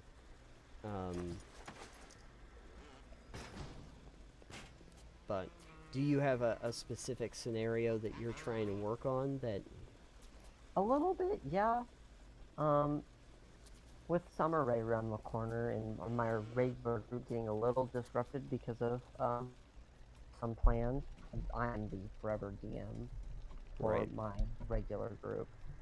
I've been debating doing a little bit of kind of like a best way I can describe. Are you guys familiar with My Hero Academia? By chance? A little bit. Yeah, Little bit. My Hero Academia, except all solidly B-tier superheroes. Okay. So it's just very much not very strong and a little bit lame, but they're superheroes anyways. Right.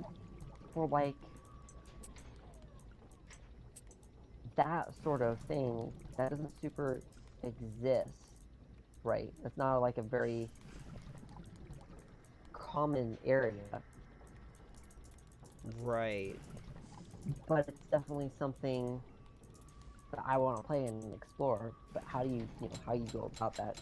I was thinking initially that maybe the easiest way to do that would be to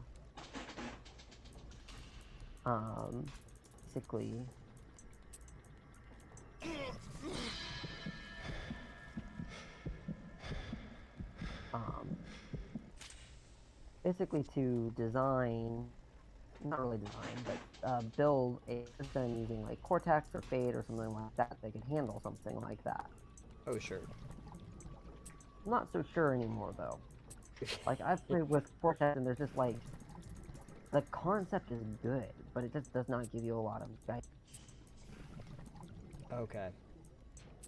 And so I've just been bouncing back and forth. I like the concept of rules, or setting free systems, settingless systems.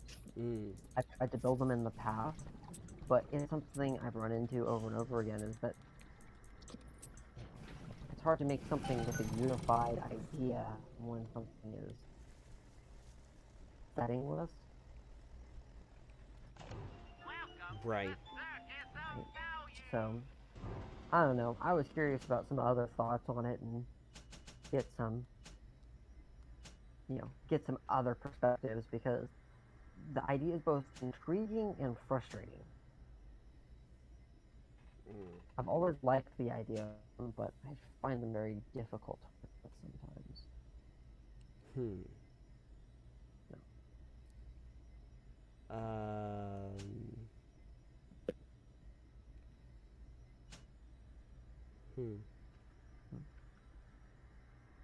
I don't have any thought. Alex, anything? Alex is gone. He just got back. Oh, hold on. He just. Oh, so he didn't hear anything. Nope. Oh.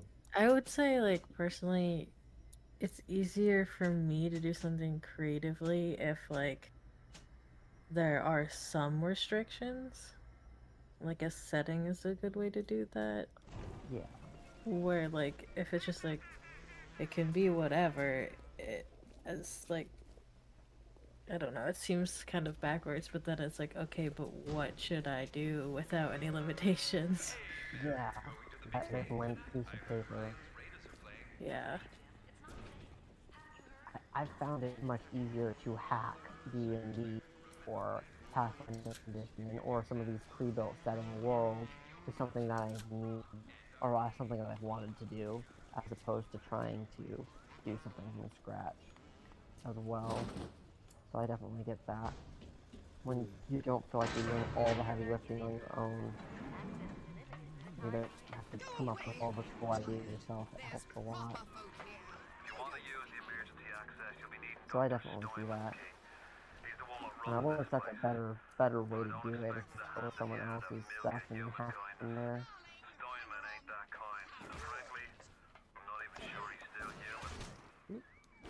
I don't know.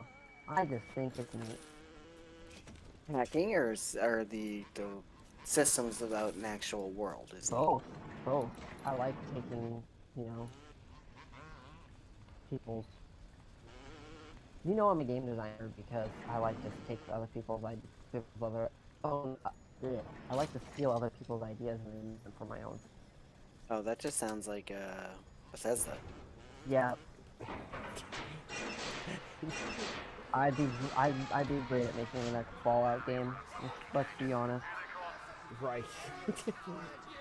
You're built for it. Yeah. Like, it's not that I don't like doing the ideas on my own, but sometimes the whole process can be a little overwhelming. Yeah. I was talking earlier with Craig about something similar. If she remembers what we were talking about. Kind of. I know I have no memory of anything ever.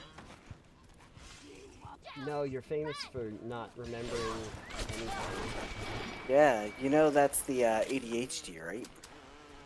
I thought that was the executive dysfunction. No. No, that's a different thing entirely? Okay. Yeah. I can't keep track. What were we talking about that was related to this, though? Making worlds. Oh, yeah. I'm bleeding! Yeah. Thanks for the input. Yep. It's talking about, like, building out an idea for just one town. Oh, sure. And, like, having it be pretty detailed, but not part of a whole adventure, maybe? I think was the gist of it. No, well, okay, it's a good idea. Feel free to flesh it out. As if I could hear you with my headphones on. Oh. I don't know. Stop wasting my time, you horrid monster! I think it was about just like how difficult it is to build a whole world for an entire what are those called? No, not the yeah, for a whole module. And like just the amount of Where are you going, honey? planning and like world building that takes. Oh, for sure. So, yeah, that's definitely tough. I'm getting ready to make that mistake.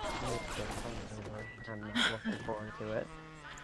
I feel like you should start with the first time and then decide if you want to make it multiple times. Yeah, I probably would have been smarter, for sure. I feel like it's an easy project to start. I feel like a not an easy project to finish. Well, easy for some people, yes. Well, yeah. I'm getting ready to start a horror steampunk campaign. And, it's gonna be fun, but there's a lot of world design involved, and it's gonna be a lot. You said steampunk, right? Yep. Well, just put the entire thing on rails, literally. Oh, a train heist. No, train punk. Yeah, train punk. I love train punk. Is this because Steam, like Steam engine? What? Is this because like Steam engine, And train, some steampunk? steam and yeah. Steampunk train. Is that the process, the thought process? Yeah. No, just put the whole thing on rails. So, like have like the mode of transportation isn't boats, it's trains. But what if city? But what Train about a City. Train city, yeah. Train City world? on rails. Yeah, well, I mean, you could do that, but you could also make like the central, like if it's a big city, like a metropolis, do it like it's got train sheds and everything, and in the middle is just like this roundhouse. Oh. Why Thomas the Tank Engine? I mean, you could totally make some NPCs based on characters from Thomas if you wanted to. Oh yeah. And just like, oh, this is the mayor. He wears a top hat. Does Thomas the Tank Engine wear a top hat? No, Sir Topham Hatt does. Oh, okay. Oh, how Sorry, stupid of us. I'm not involved in the lore. Sorry, I don't keep up with. Sorry, that's my bad. I don't keep up with the deep lore of the horror children's show. Don't you know that half of these trains were in the war? We don't even know. We don't even You know gotta their have- rank. You gotta have at least one train bricked up behind a wall. I do get From that that one reference. time. From that I one haven't. time. I haven't seen the show, but I do remember that. The heck? I never watched Thomas the freaking Tank Engine. I'm sorry. Well, it sounds like your first mistake. Can we talk about like how screwed up that show is? Like, these are trains that are also people, and the people that run the trains are like have no will of their own, and like, what the heck? Yeah. We thought this was a good idea. The British. Yeah, the damn British. That's a British show? It is a British show. No. Yeah. I know, hard to believe. Seems like something we would make here. Yeah, no, it does. I mean, I just think that Americans might not be as train-centric as, as Europe, maybe. Yes, yeah, fair, but like kids are. Yeah. Kids like trains. Kids love trains. Trains are great. Isn't there like airplane version of this? AJ the jet plane, yeah. Oh my goodness. Okay. I assume you watched these No, with your God, son? God, no. JJ is creepy scary. Oh, what about Thomas the Tank?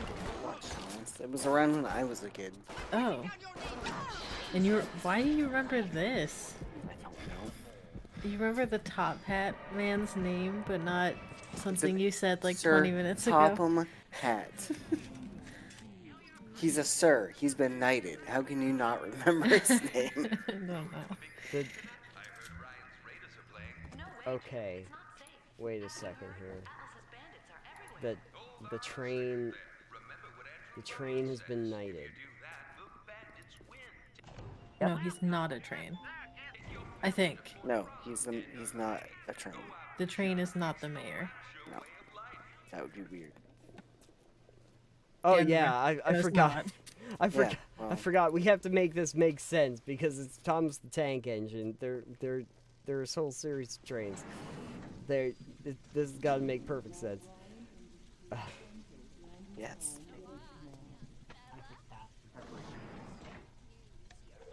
Hold on 1 second. Are you checking the trains?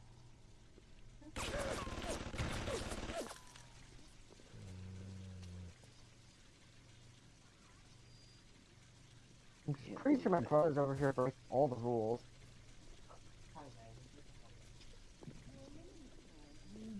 I won't hurt you. I just want to see what's inside.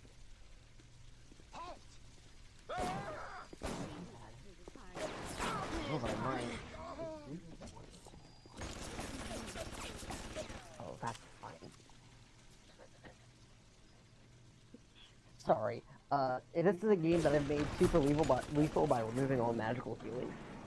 And seriously restricting non-magical healing. And I thought my brother had tried to take a feat that I had restricted. Oh. Correct.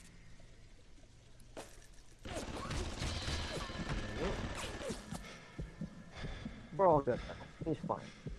Thanks.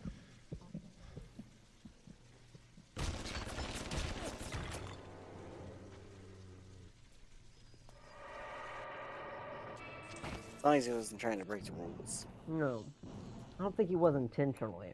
But it's a little obtuse. I've seriously hacked the heck out of Pathfinder 2e for this. I've added a bazooka. Why would you do that? Because it's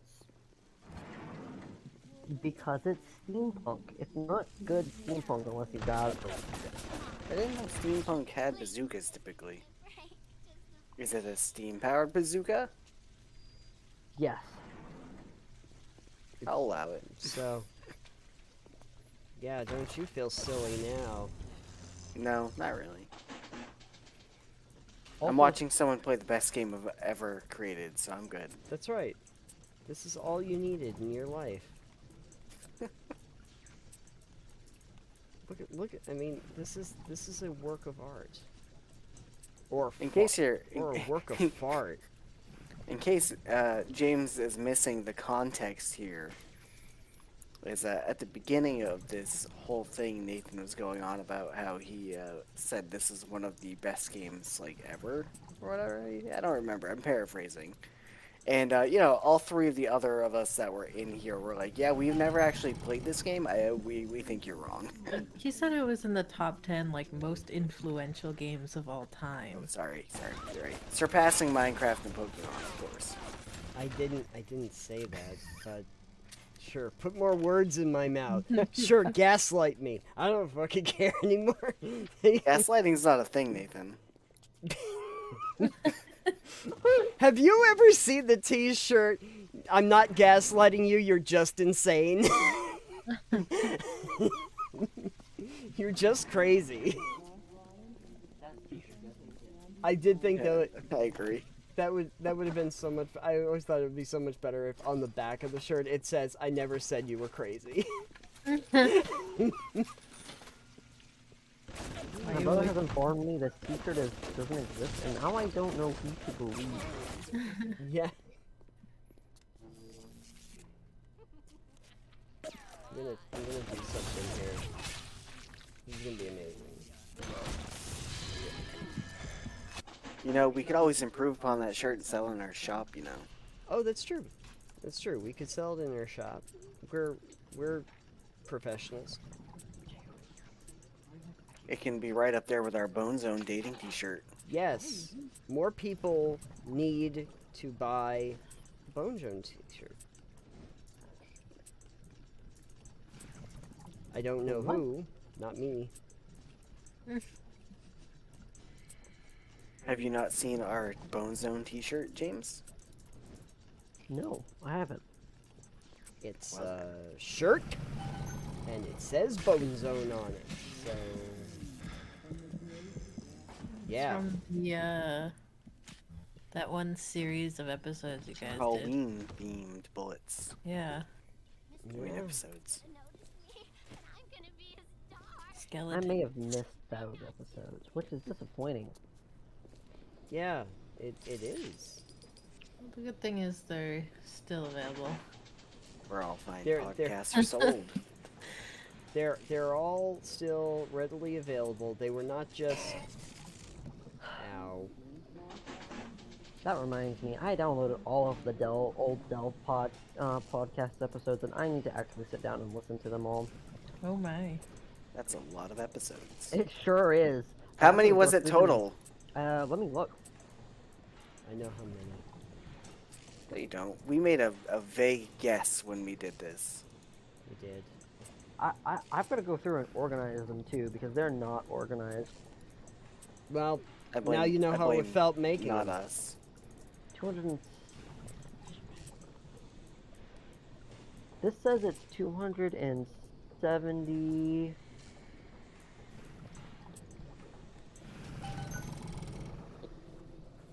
Like 270 on the dot? It sounded like you were going on. Sounds like,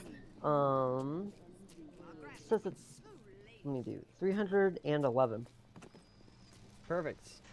Hey, you know what? We said we ended on 300, and we thought we were close, so we're a little over. Well, that's also including all of the Delcast live from back in the day. Oh, yeah. Except for the 3 of the one-shot we did that still causes me pain to this day. Yep.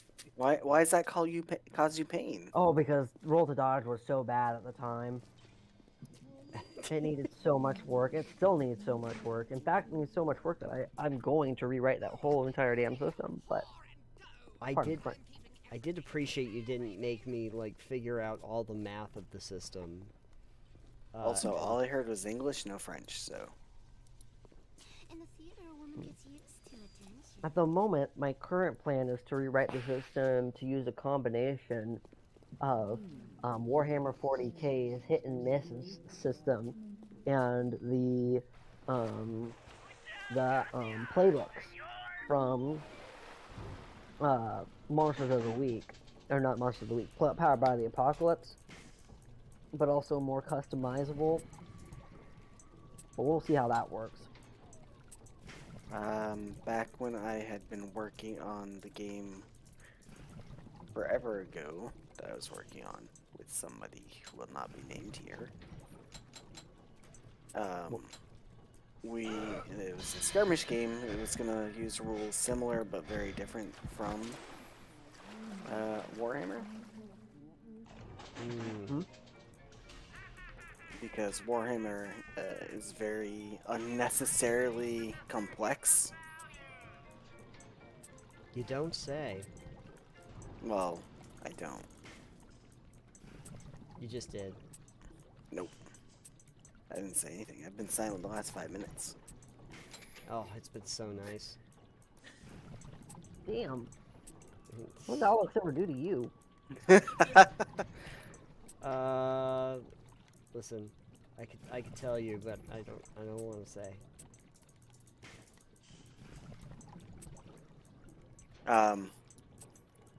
But yeah, so I had originally been using a modified D20 hit system for that one. Mm-hmm. And then the person decided that, you know, I think it would be better as a D6 system.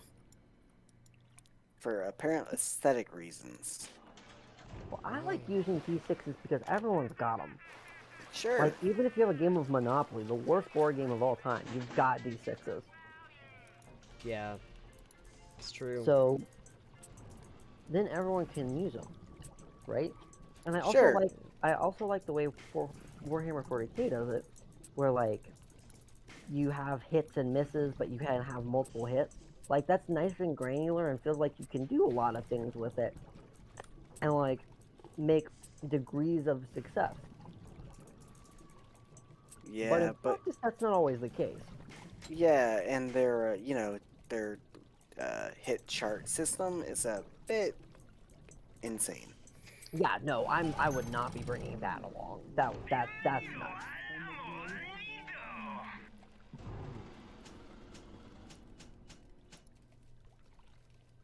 It would be something like roll above this number and a hit type of deal. Like from the Kill Team game, which is how I discovered the mechanic.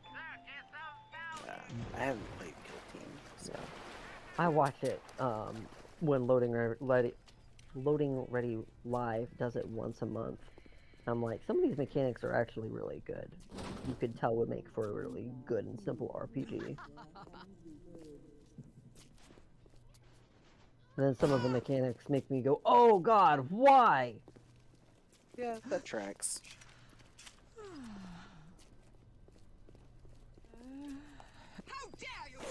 Sounds fun. I need it in my life. I thought about doing it, but minis are expensive. They sure are. Like, real expensive. I'm not rich. And don't have anyone to play with. Yeah, that's a big issue of Warhammer and Warhammer-like games. That no one plays them? No, they're expensive and then they take 6 hours of your life to do a small game. Yeah. With just 2 people. Unless you're really good, and in which case... I wish I was really good at anything. You're right. Maybe You're really good at Bioshock. I don't know if that's true. Whoa. Okay. Backing up. Uh-oh. Well, you're a really good podcast maker, Nathan. I don't know if that's really true either, but that you know. also feels not accurate. But thank you for your vote of confidence. I appreciate that sentiment. I was gonna say, James, that means you're up to date on the current podcast. Say that one more time. I've got 2 people talking to me at once. Oh, you said he's really making podcasts, so I said, James, that means you're up to date on the current podcast, right? No, not even close. This was the first week I've really had of living, and so, you know, I need to go back and catch up on everything on the YouTube channel. Boy, I've got a lot to listen to. Oh yeah. Luckily, with a steady job, that's a good time to listen to it. So, there you go. Remember to bring your headphones to work. Yes. I often listen to my YouTube videos at work on my headphones. Your own YouTube videos? No, I don't listen to my own voice. Just checking. You should totally listen to yourself. That's not vain at all. Yeah, I'm good. My brother is asking me to tell you all about Dermot the Frog, which, Dermot on one hand, Dermot Mulroney on one hand, the I Frog? really want to do this, but on the other hand, I feel like you guys will, seeing as you are the progenitors of Jeremiah Puffy Pants, I feel like you guys will appreciate Dermot the Frog, who is the ideological opposite of Jeremiah Puffy Pants. Oh, really? Yes. See, Dermot the Frog doesn't wear pants? Oh, so he has the least puffy pants. Exactly. Oh. Oh, okay. I can't abide. I can't abide this. He's a real life Muppet in Pathfinder 2e, which I don't know how that works either. Don't ask. Real life Muppet. Okay. Yeah, I don't know. I don't know. And he eats your soul. It's the only way that this makes sense. Yeah. So he's a Ripley Bard Muppet guy. And he's a constant pain in my butt. Not in the least because he's constantly smack talking anybody and everybody. Oh. So, yeah. You could. He's a mess. Yeah, he sounds like it. He sounds horrible. They shouldn't have made Dermot Mulroney the frog. It's a bad idea. Security cameras. I can hear the infernal I things mean, all around it could have been worse, I guess, but yes. eyes and ears. They're very good at what they do, however. So, I guess I can't. Yeah, yeah, fair.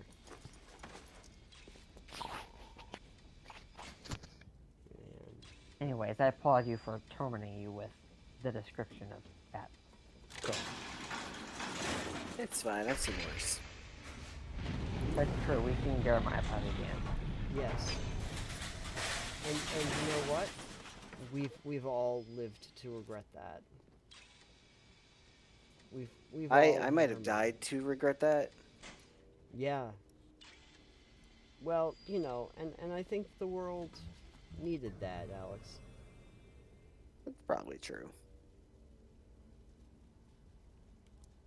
I picked up a physical tonic. Oh, right. I have slots for physical tonics. That's right.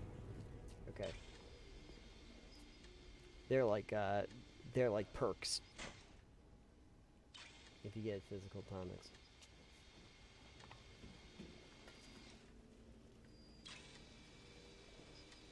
Can I hack this thing? Probably.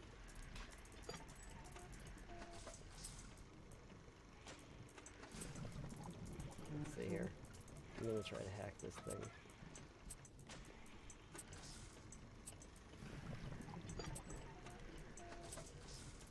I always appreciate the little pipe mini game that they make you play for hacking.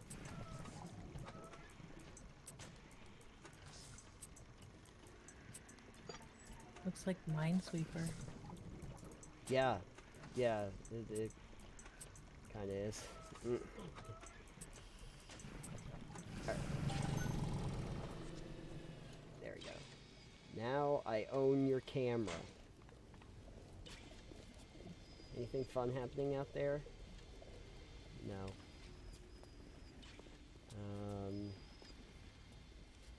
Okay. Can I finally... Who needs to make it on Broadway? Okay, you seem fun.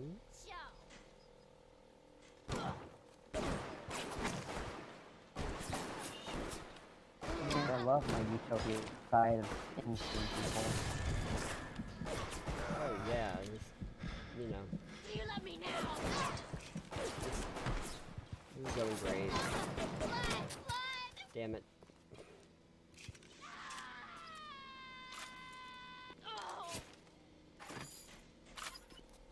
Wait, did she just die off screen? I think... Oh. Okay. I think she died off screen. Oh yeah, you did. Cool. That works. You're not allowed to die off screen. Well, she runs away and then all of a sudden, uh-oh. SpaghettiOs. Gone. One second. Get one more when you're done here. I thought, oh, I got a... Parasites wander the halls. We rebuild our city and the doubters send a fly to spoil our home. 1,000 Adam to the man or woman who pins its wings. Oh, this is why, yeah. Here we go. Get her... Light up foes to 1,000 degrees. Warning, fire spreads. Well, I'll never use that to bad effect like this.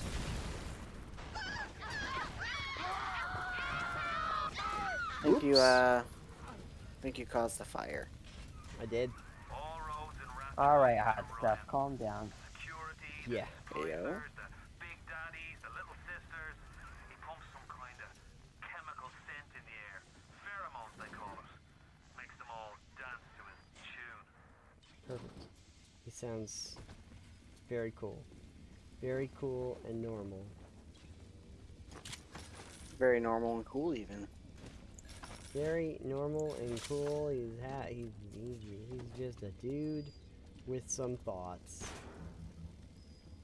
All right. Just like most of us on the internet. Yes, and we share them all the time. Alright, so now that I have this little incinerate thing, though, I think I know what I can do with it.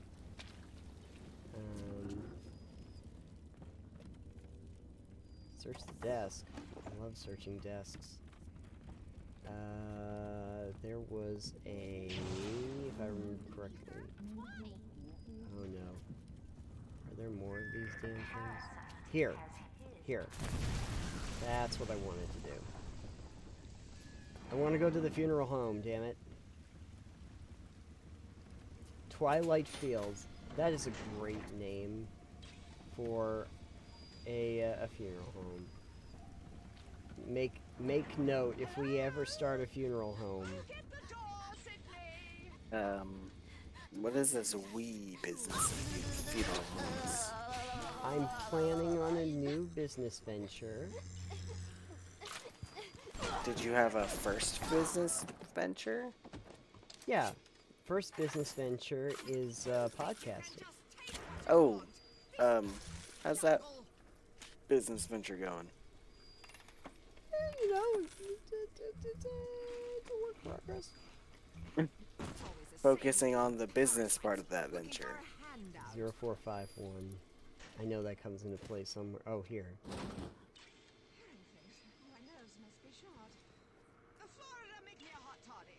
0451, if I remember correctly, is a very famous code that is utilized in a lot of video games. That's it. Of course, we would help. Originating from this influential game? No. No. Oh. Sorry. Unfortunate. Yeah. There you go. Ooh, perfect. I actually don't know where it originated from. I have to look it up, but there's a story behind it somewhere. Although I'm not real familiar with it. But there was a game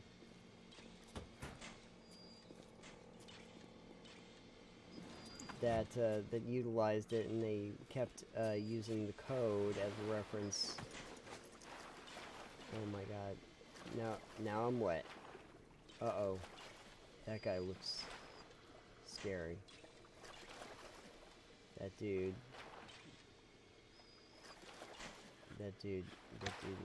Oh. Shoot. Oh, the dude's gone. That's a problem. That's real creepy. Yep. I'm just gonna kind of stand here for a second and, oh. Security expert. New offering was designed for the hacker special. Okay. Great. Oh, yeah, reduces difficulty when hacking turrets and bots and such. Great. So apparently the 0451 code yes was the door code to Looking Glass Studios. Oh. And they kept using it in their games. Okay. Which seems like not a good security thing to do. No. Wouldn't that be... Isn't that great? This is the security code to our offices, and... At least they're always gonna remember it. Yeah, just check out, just go to any of the games that you need to. Remember our games? We put the security code in them.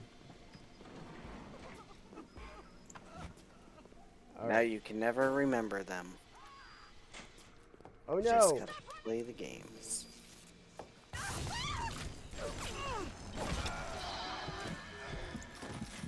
Oh no.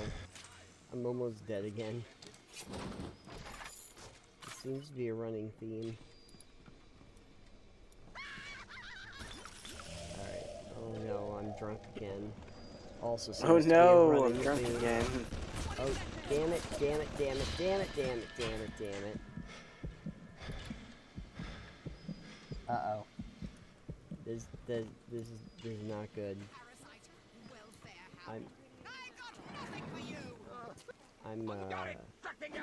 I'm in danger. You know what they do to vagrants in Rapture? They hang them. Well, that's one solution. Okay. This place seems better all the time. I'm gonna get you a health stick.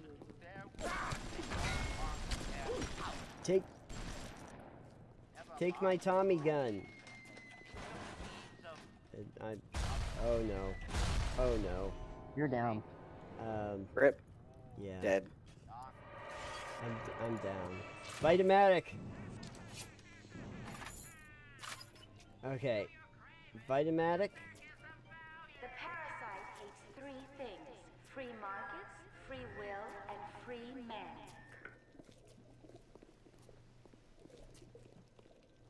These guys needed hobbies, but they didn't have any.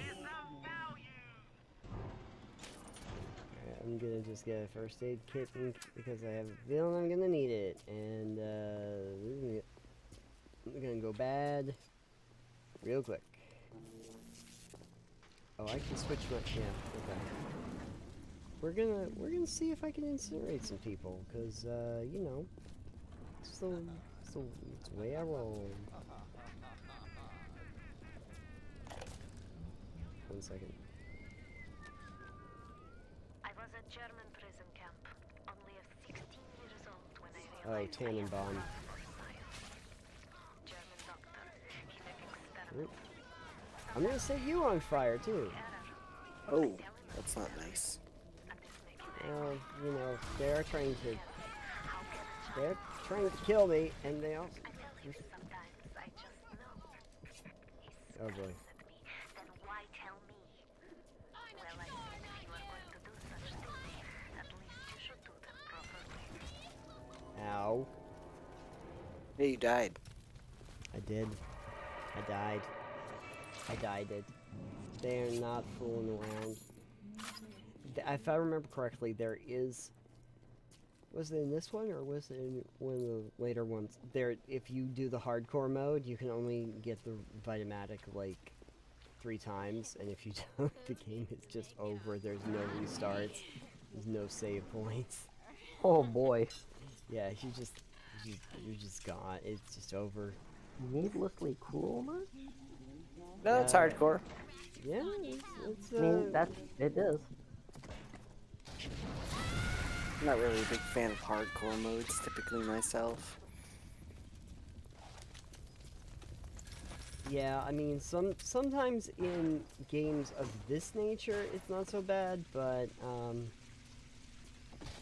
don't know. I always get a little leery of doing something like Iron Man when I'm in like strategy games, like the XCOM, because I'm like, well, if I make one bad mistake, I'm pretty much screwed for this whole game.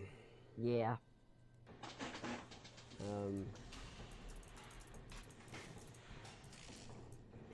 Okay, let's see here. Back to Minesweeper. Oh. Not from this way. I need to... There we go.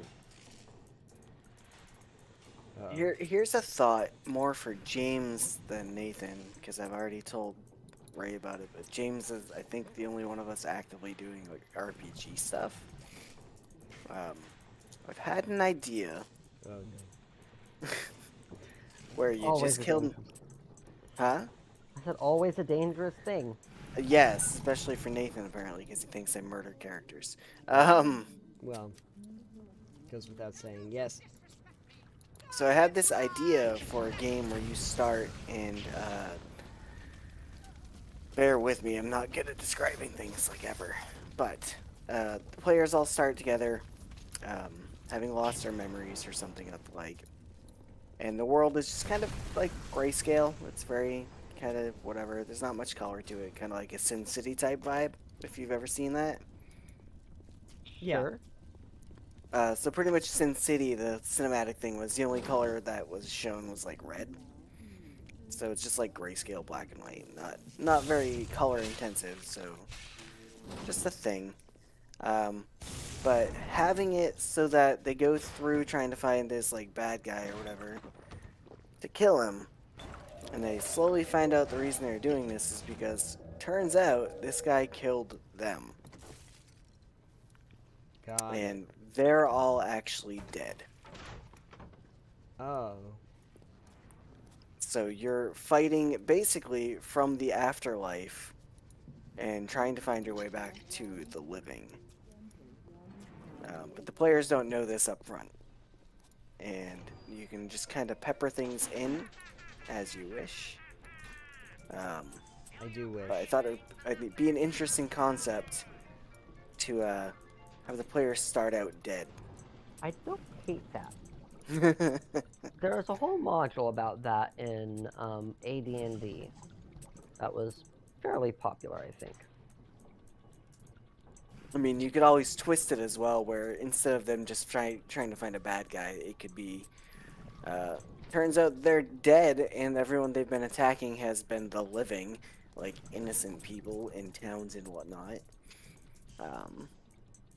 If you wanted to go down that route. So we're the baddies? No, you're just the undead, and then you gain sentience or have sentience and stop killing when you realize that you're doing things that are bad. Oh, okay. I always realize. You don't have to be the baddies. It's a moral gray area where you don't know the ramifications of the thing you're doing. Oh, okay. I rarely ever do. That's fair. Yeah, bold of you to assume that I ever know the ramifications of what I'm doing. That's fair. I tend to disregard them at all points in time. Yeah. I'm the goddamn doctor. We know that.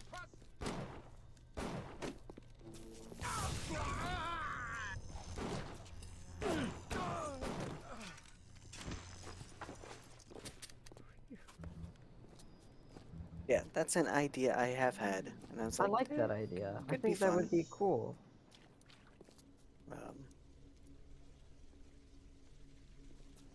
Now the question is, who's actually playing this game? Doesn't matter who's playing it. Just an idea. Oh, okay. It's just a theory, a game theory. Just a RPG plot idea. If I may be so bold to offer a suggestion for it. Sure. You know that old RPG trope where you're like, I can't remember who I am, and thus I'm going, as I level up, as I go through the game and learn what my stuff is, I write it down. You could do something similar to that, where they start out dead, they don't remember anything about themselves, but they have like their level 1 undead stuff. Like if you're like a skeleton, you have skeleton powers or whatever, right? But as you progress and as they get stronger or level up or what have you, flavor them getting their abilities back, flavor their power boost, power increase, whatever your system you use calls it, as them getting their memories back and slowly remembering who they are and what actually happened. That's exactly where I thought you were going when you started saying that. And I was like, I think he's going to say getting your memories back. So I'm glad you did say that, because now I don't feel like I'm going insane. But yeah, that could definitely be a fun thing too. It's like, this cat that I have with me, I didn't remember its name until now, but this animal won't stop following me around, and apparently its name is Bob. Yeah. Like if you have a familiar or something, it's like, oh, it's apparently familiar. You have a cat named Bob? Why not? Fair. Okay. You think the cat's gonna complain about it? Yeah. I mean, if I were a cat and my name were Bob, I would be chill about it because I'm a cat and I don't care what people call me. Exactly. Yeah, okay. I mean, that is also a very real possibility.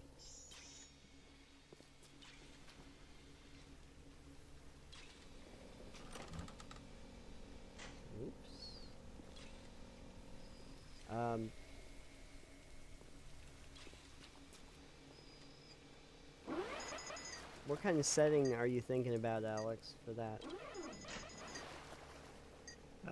Non-specific. If you're doing undead, you're either doing something that's got lots of magic, or something that is supernatural in nature. Right. Definitely sounds like high fantasy to me, but that's also just me.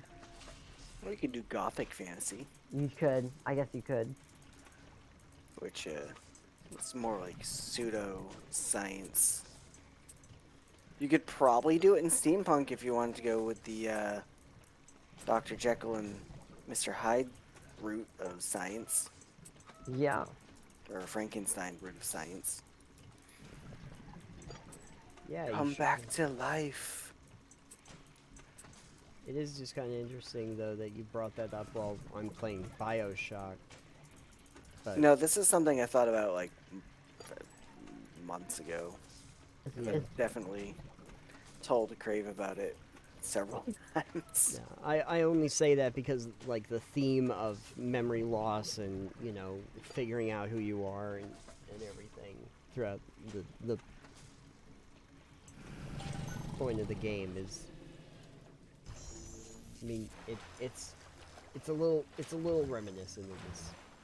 I thought the point of the game was you're under mind control. Well, yeah, but you don't know any of that. Right? No, I mean, I know that. But you do. But obviously Jack doesn't. I feel like that's a fairly common theme when it comes to undeath, is a combination of control and, you know, and loss of it. Loss of it, but also loss of memory. So, in that vein, is Bioshock a game that discusses death and undeath? Bioshock, a game that discusses death. Well, I guess that would have to define a little bit about what you consider to be death. Are you alive? You are alive. Like, your character is alive. But if we're talking about the themes of life and death, when you start to get into some of the experiments and what they were doing, there is an argument you could probably make that, like, the splicers are not really human anymore, and probably their life as we know it was gone a long time ago, that they died a long time before you encounter them. But technically, I guess they are alive, but I guess more in a metaphysical sense, maybe not. But in a physical one, I guess it doesn't really do that. Again, like Big Daddies, the whole notion of, like, Adam and the harvesting of it, it's hard to say. I don't think it really, in the way that we normally think of the relationship between life and death, I don't think it explores that. And nor was that the main theme that they were going for in the game. Sure. Yeah. I think the main theme that they were going for in the game is to talk about, well, either great man theory or objectivism, which is more overt in it. Yeah, and also about control. Definitely the ideas about power and control are in the game. And morality, because there are definitely choices that you have to make that are very much moralistic, where you have to determine if you're going to do something that's beneficial specifically to yourself, or if you're going to do something that is going to be beneficial to someone else. Oh, you mean killing the little sisters, not? If you decide that you want to harvest all of the Adam from the little sisters, or if you want to save them. Which is a big thing. Which is interesting, because it is also sort of a question that gets brought up with like objectivism. is is that whole idea, you know, should you actually just be a selfish bastard, or should you actually be considerate of somebody else? Oh, now I've got these. Increase range damage. Yes, I want to increase range damage. I desperately need to increase range damage.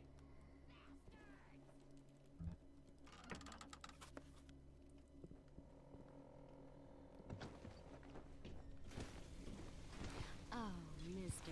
Cohen. Hey, my wrench does some more damage. Hey, look at that wrench damage. I guess that's why I got that wrench damage thing. Real glad I have that now. Alright. Don't close the thing. Okay. So, now, subtext. Oh no. Uh-oh.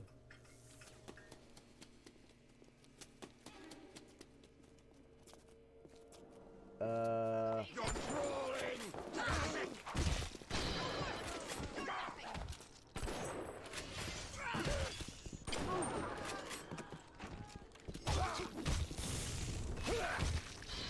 my god. Stop. Stop. Did they stop? They did not stop. Okay. You go on fire now. You go on fire. You go on fire. Oh no. Okay. Ow. Just lying there. Another parasite. Okay. Alright, so that didn't go well. Alright, let me see if I can just... I'll send the boy out to give you a good... How dare... There. When in doubt, use a shotgun. That's fair. I like to think that shotguns solve all of your problems in these games. Sometimes it does.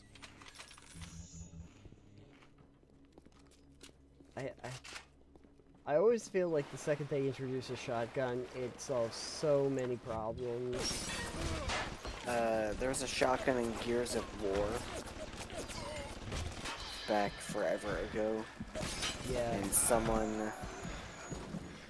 I didn't have the game, but someone was trying to play it, and they had two people playing it, because obviously the game was like, you played back-to-back with someone. Like, you had two of you. Right. And so they got frustrated with one of the levels they just couldn't, like, do. Yeah. And so what I did is they went out for, like, a cigarette break or something, because, you know, people smoke. So, I took control of one of their characters. They're like, if you want to try it, go ahead. So I took one guy, put him in the doorway with a shotgun, because there was a doorway at the end. And I took the other guy and made him go into the room to trigger the sequence. And so he got killed, and then I had the controller for the guy with the shotgun at the doorway, and had all the enemies funnel into the doorway. Right. And I beat that for them. Good. How do they feel about that? They're like, how the heck did you do that? It's like, choke point? Yeah. They're like, fuck. Yeah, choke points are pretty great. It was funny. You gotta utilize them. Yeah, I was like, well, one of you's dead, and you can get revived pretty easily, and the other one of you had a shotgun that does a lot of damage. So, like, funnel everyone into a doorway, and they're just shotgun fodder. Good times. I'm not sure if they were more annoyed or impressed, but it was fun for me.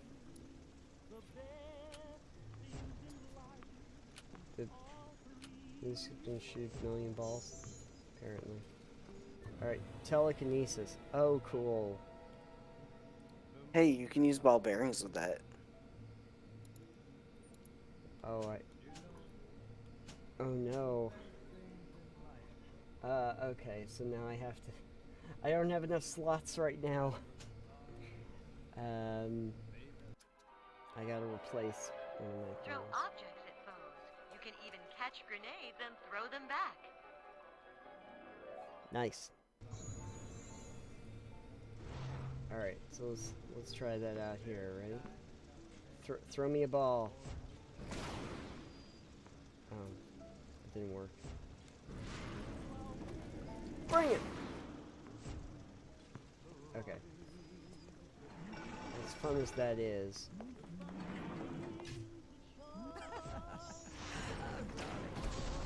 Oh, yeah, that works.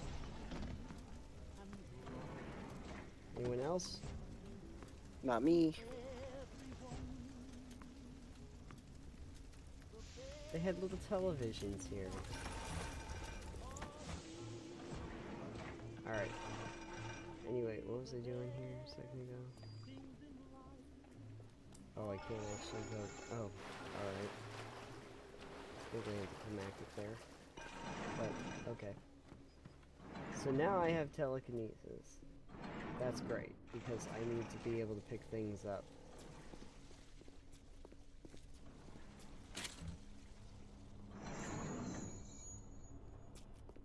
Alright. Out of here I go. Come here.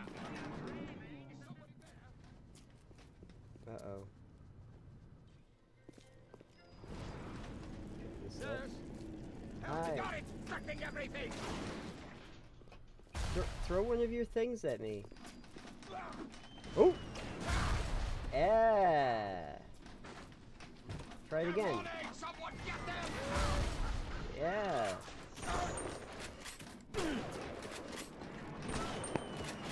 Yeah. Uh-oh. Ow. How's it I killed you and I still ended up in this state? Oh my god.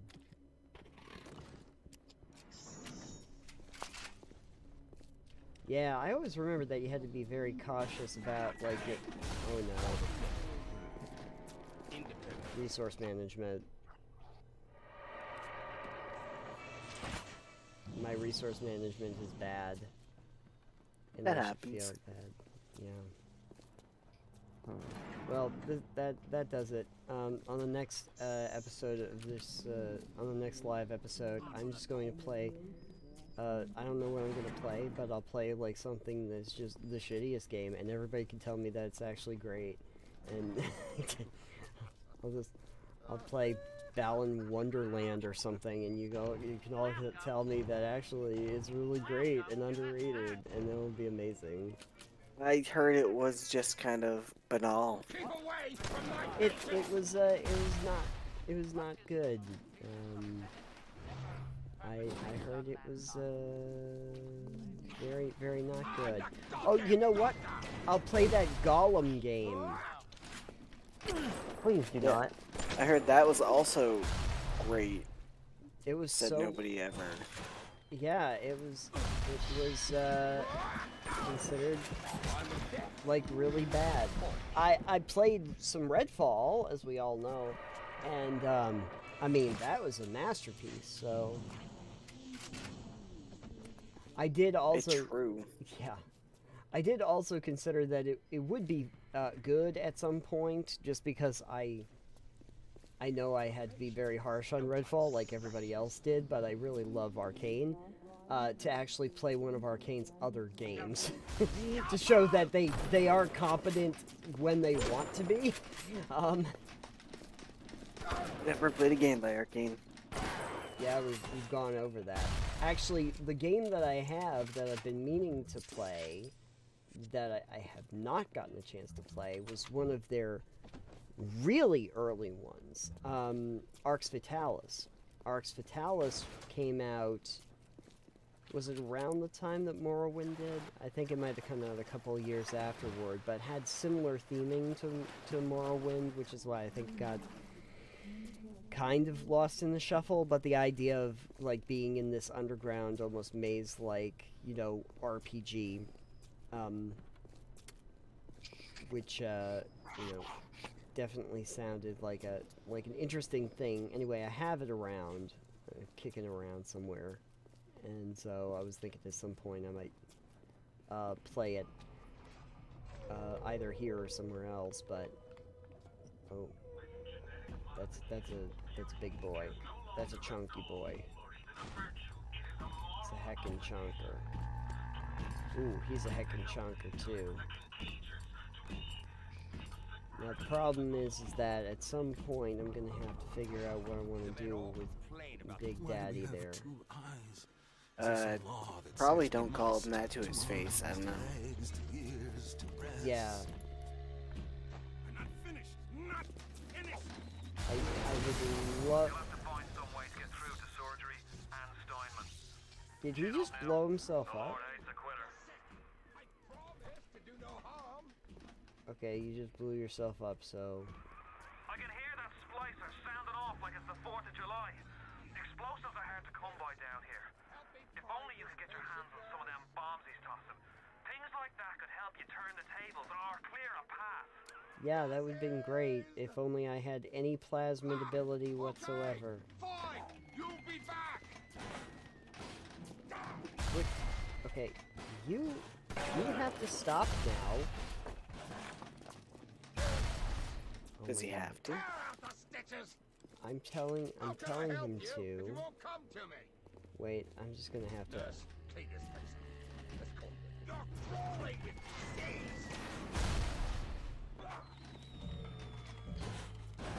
Now.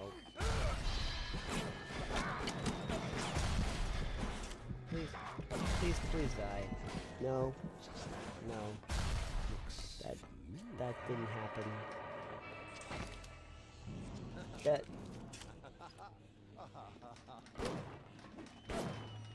No. I don't accept it. Just look. Oh wait, I know what they want me to do. You guys have to actually give me... That's what they wanted me to do.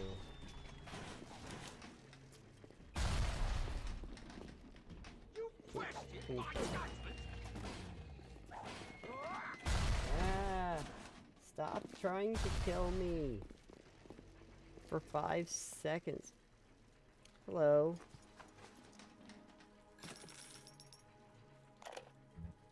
Dare I even see? Today I had lunch with the goddess. Steinman, she said. I'm here to free you from the tyranny of the commonplace. I'm here to show you a new kind of beauty. I asked her, what do you mean, goddess? Symmetry, dear Steinman. It's time we did something about symmetry.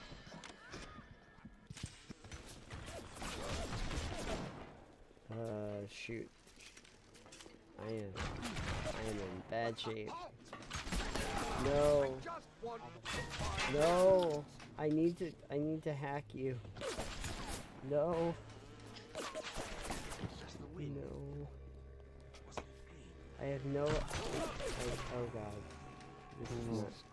This is not going well. Ow.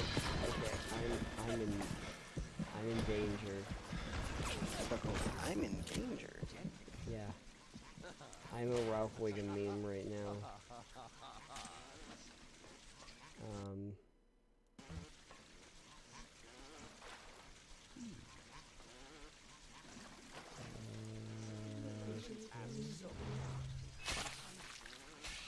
Alright.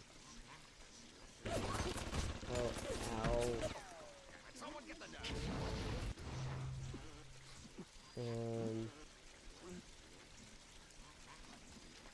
This sucks. I don't have a... oh no. I'm kind of in... oh, good. Static discharge. Alright, makes you a walking Tesla coil. Oh.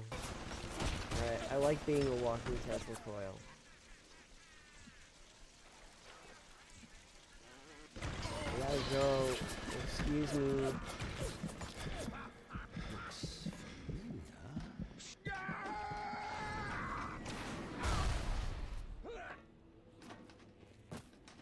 Toss another.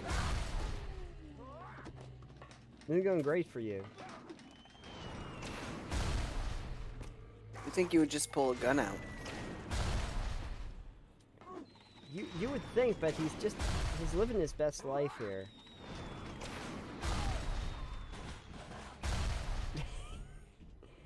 Whoops! Oh, come on. How'd that work out for him? Yeah. Not good. There we go. I didn't even know that there was a first aid kit up there. That's kind of neat. I am now, yet again, out of, plasmid ability, so that's not great. Oh no. Auto hack. Thank you. Purchase item. Welcome to the circus of value. Yeah. I guess I gotta buy some things. Okie dokie. But I still, okay. This guy sucks. And I really wish that I did.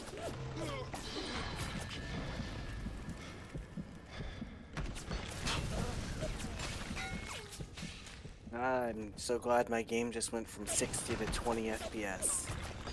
What are you playing? Oh, just Warcraft. Oh, good. Oh, we're at 16 FPS. Nice. Yeah, there's a whole ass raid group here. I love when they have whole ass raid groups. Trying to kill this one thing for the Diablo crossover event. Oh. Like, it's literally just a giant raid group. Look at my screen. Oh, it's got a big old screen on it? But, no, it's telling right. Oh. My frames have been restored.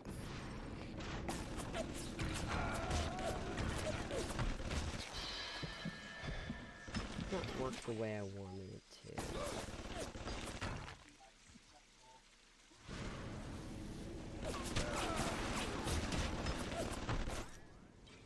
Okay, I'm gonna just duck in here for. Oh, shoot.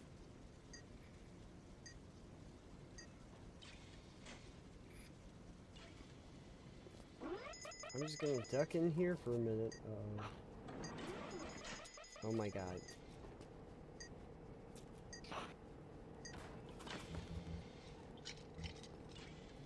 Okay. Alright, it's getting late over here, and I'm gonna get some sleep. But I will catch up with you all later. Hopefully after I've watched a bunch of Dells and caught up. Excellent. Good night, y'all. Have a good night, James. Nice to see you again. Yes. Take care. Yeah, I'm excited too. For your game. Alright. We'll see ya.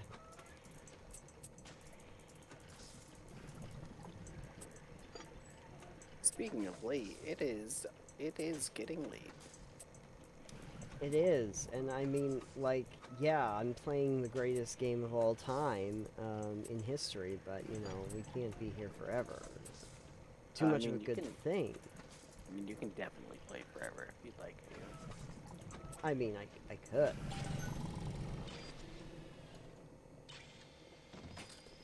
I mean, the other possibility is that, like, I hadn't actually played this game in a while, and I was like, oh, this gives me an opportunity to do it, to try and promote that I will be having a big 2-part titanium mine coming up. Oh, you on this specific thing? Well, not on this specific thing. Ow. But this is one of the games that I will be talking about. I suppose the other one is Atomic Hearts. Oh, no, I've already discussed that one. Yeah, that's a game. That's definitely a game. when I did, ooh, some actual stuff, terrific. When I did talk, ooh, is that a crab? Cute crab. All right. When I talked about Atomic Heart, I did talk about the comparison to Bioshock and how that doesn't really do it any favors.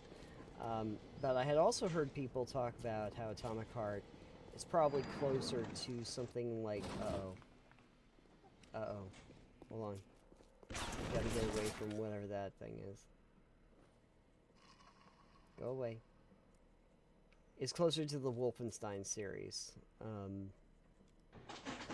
which I totally get. I totally get that comparison. Alternate history, shooter, and not really an immersive sim at all. Because Atomic Heart does not really prioritize options for the player to deal with situations in unique ways.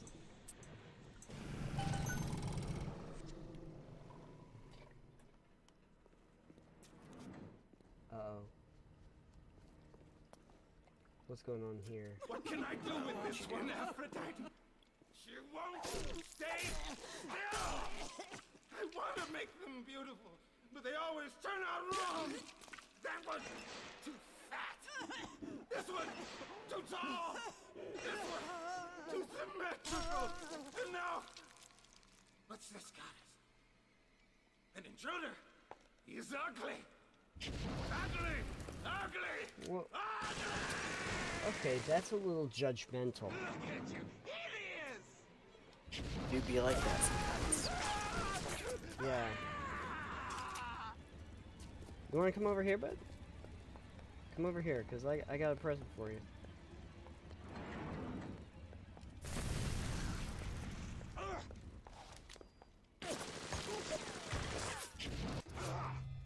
Wait, can I, pick up this flaming barrel? Oh. There we go, cool. I got Steinman.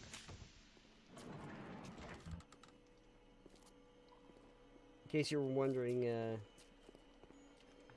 Weirdo McGee there, that was Steinman. You alright?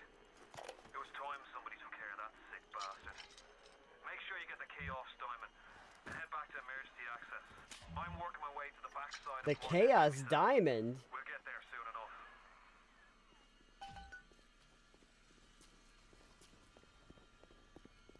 It's not like the Chaos Emerald, right? It might be, but diamonds and emeralds are made of different mineral formations, so... Oh my god. Probably not. Nerd. Well, diamonds are pure carbon, and emeralds are not carbon. Well, I mean, they're carbon, but they're something else. I'm gonna make you into that meme of the dude with the glasses. That's so... specific. It is.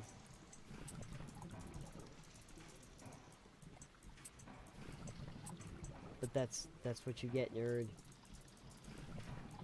There was a whole series of movies called Revenge of the Nerds. Remember those? Yeah, I've seen one or two of them, probably in the days. I remember. I think the only thing I really remember about that series is that there was the what was it, the Alpha House or whatever that they were always fighting. Robo House. Robot House? Yeah. Robo House. Robo House, yeah. That's from Futurama.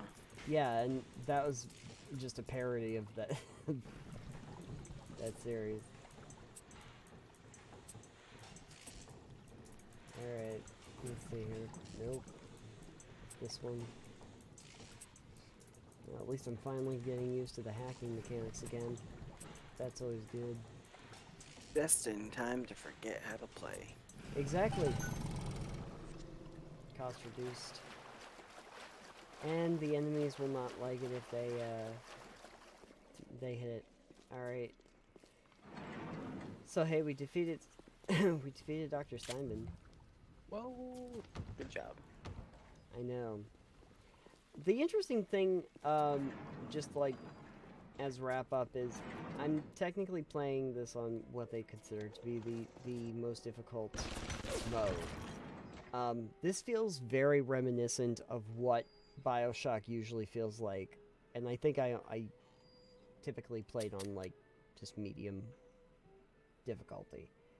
So I don't know if it's just the way the game is framed is like that, but I don't really feel like I'm changing any kind of strategy to how I'm doing this game on the higher difficulty level. Mostly because it probably just hasn't like aged the same way.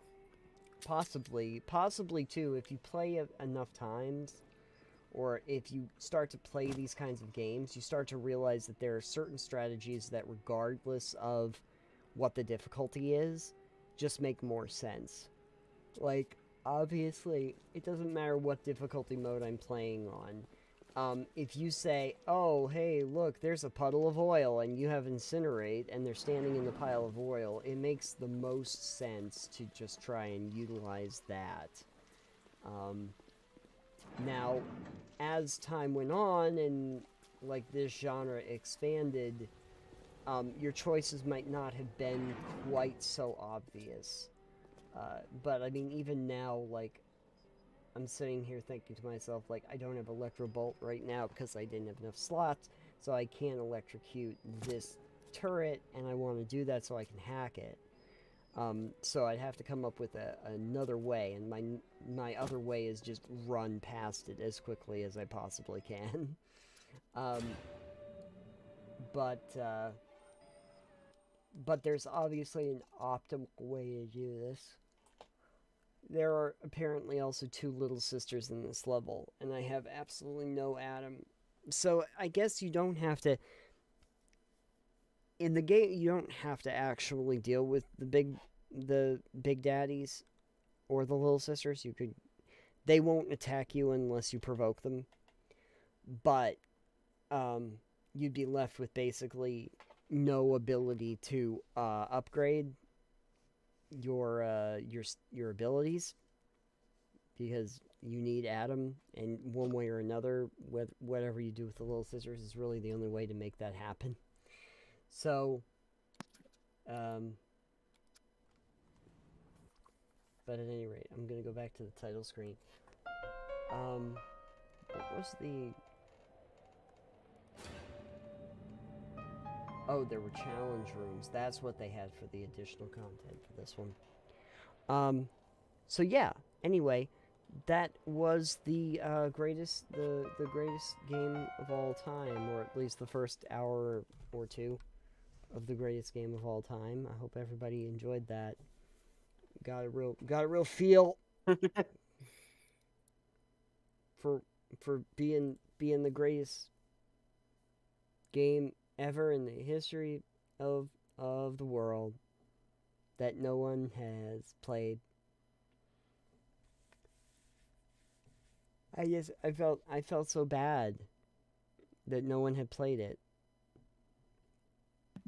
That tracks. And we still haven't. And we still haven't and won't. And probably never will. Yep. That sounds about right. The one problem with games like this, too, is that it's a little bit hard to get the full weight of the game or the lore by playing the first, 2 hours. So, it is a limitation on my end. But at any rate, that was that. We'll figure out something else fun for the first time ever for next month. Next month is July, right? It is. Although, let me look at the calendar really quick.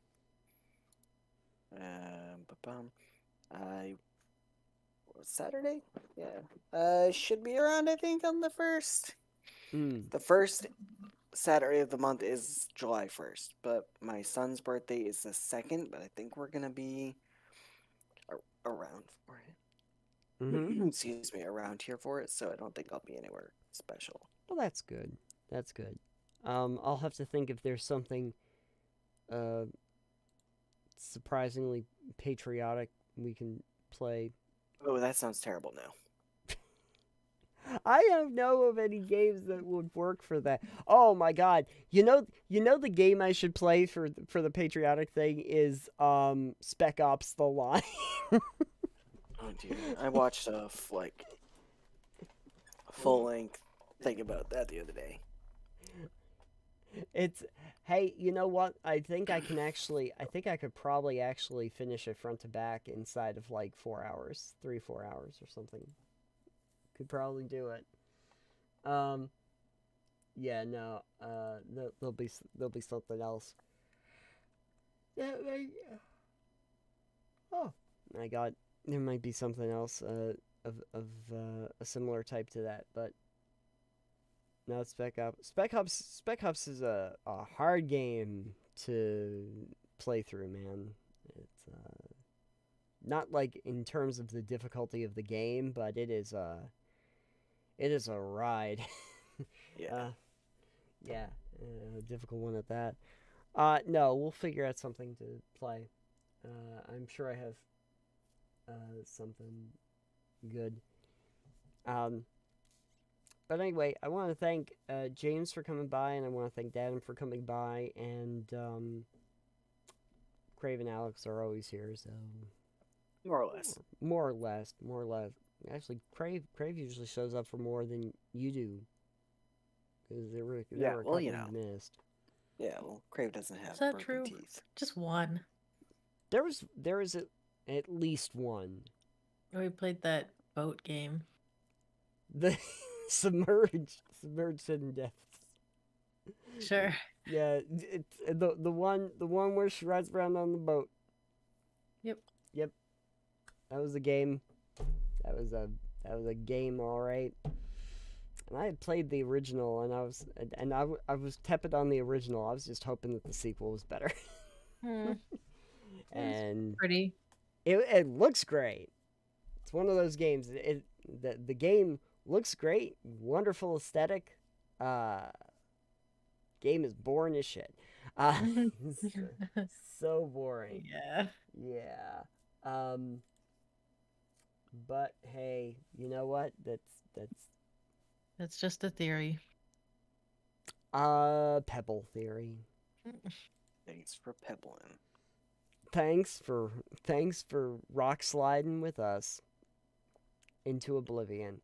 And thank everybody out there who might be watching this for rock sliding into oblivion as well. You can all find us on totalpuppyknockdown.com. You can find a bunch of other things where we talk about other games that are similar to this. Or completely different than this. Other games that might be considered the greatest games of all time. Minecraft. Yeah, let's just we're just a Minecraft channel now.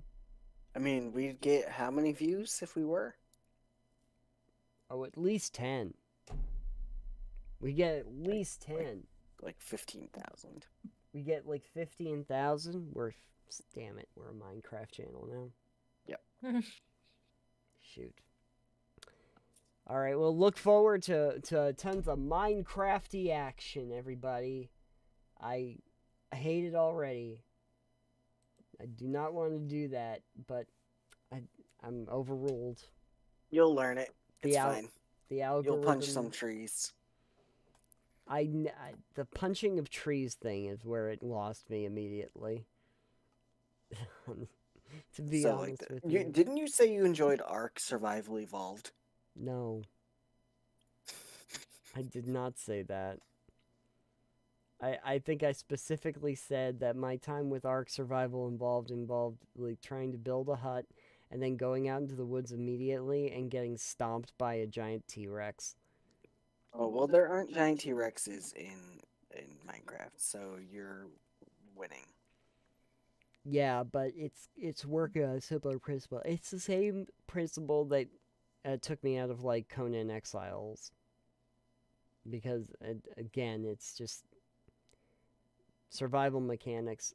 I like the idea of it, and the thing is that for Minecraft, ultimately, the girls didn't actually want to play in survival mode anyway. They wanted to play in creative mode. Oh well, creative mode is like boring. It's real boring. There's no challenge. You just build things. So that's not the fun part. Yeah, when I tried it by myself, I did actually do it in survival mode, and I got real frustrated with it because no one ever explained to me that I have to like put down a bed to save a spot where I will respawn when I die. So it took me a while just to get that part down. But you know, Minecraft. This is the reason why we can never have nice things, because every like super popular game that's out there, I don't want to play. I don't want to play Fortnite. I don't want to play Sorry, I Among thought Us. this was the most popular game of all time, though. Well, I'm not. It's the most popular game in my heart. Oh. Like, or at least Ken Levine's heart, I think. But you know, He's only got the one heart, and it's all full of any game that says the word shock in it. yes. That's why his new game Judas is such a departure, because it does not have shock in it. It's the one game he's making that has no shock involved. But awe, it definitely has that. So, yay. And you better believe when that releases, oh, we're playing that. That's happening, folks. It's gonna happen.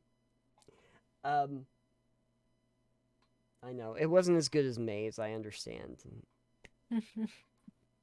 Not as good as that. Or what was the one we played the month before? Cat Lateral Damage. I think. Oh yeah. I think it's Cat Lateral Damage. There's classics. We'll play something fun. Don't worry. It's gonna be great. It's gonna be great. Until then, though, thank you for everyone watching, and we will see you on the next live episode on July 1st, and make sure to check out all of our regular episodes before that. And we will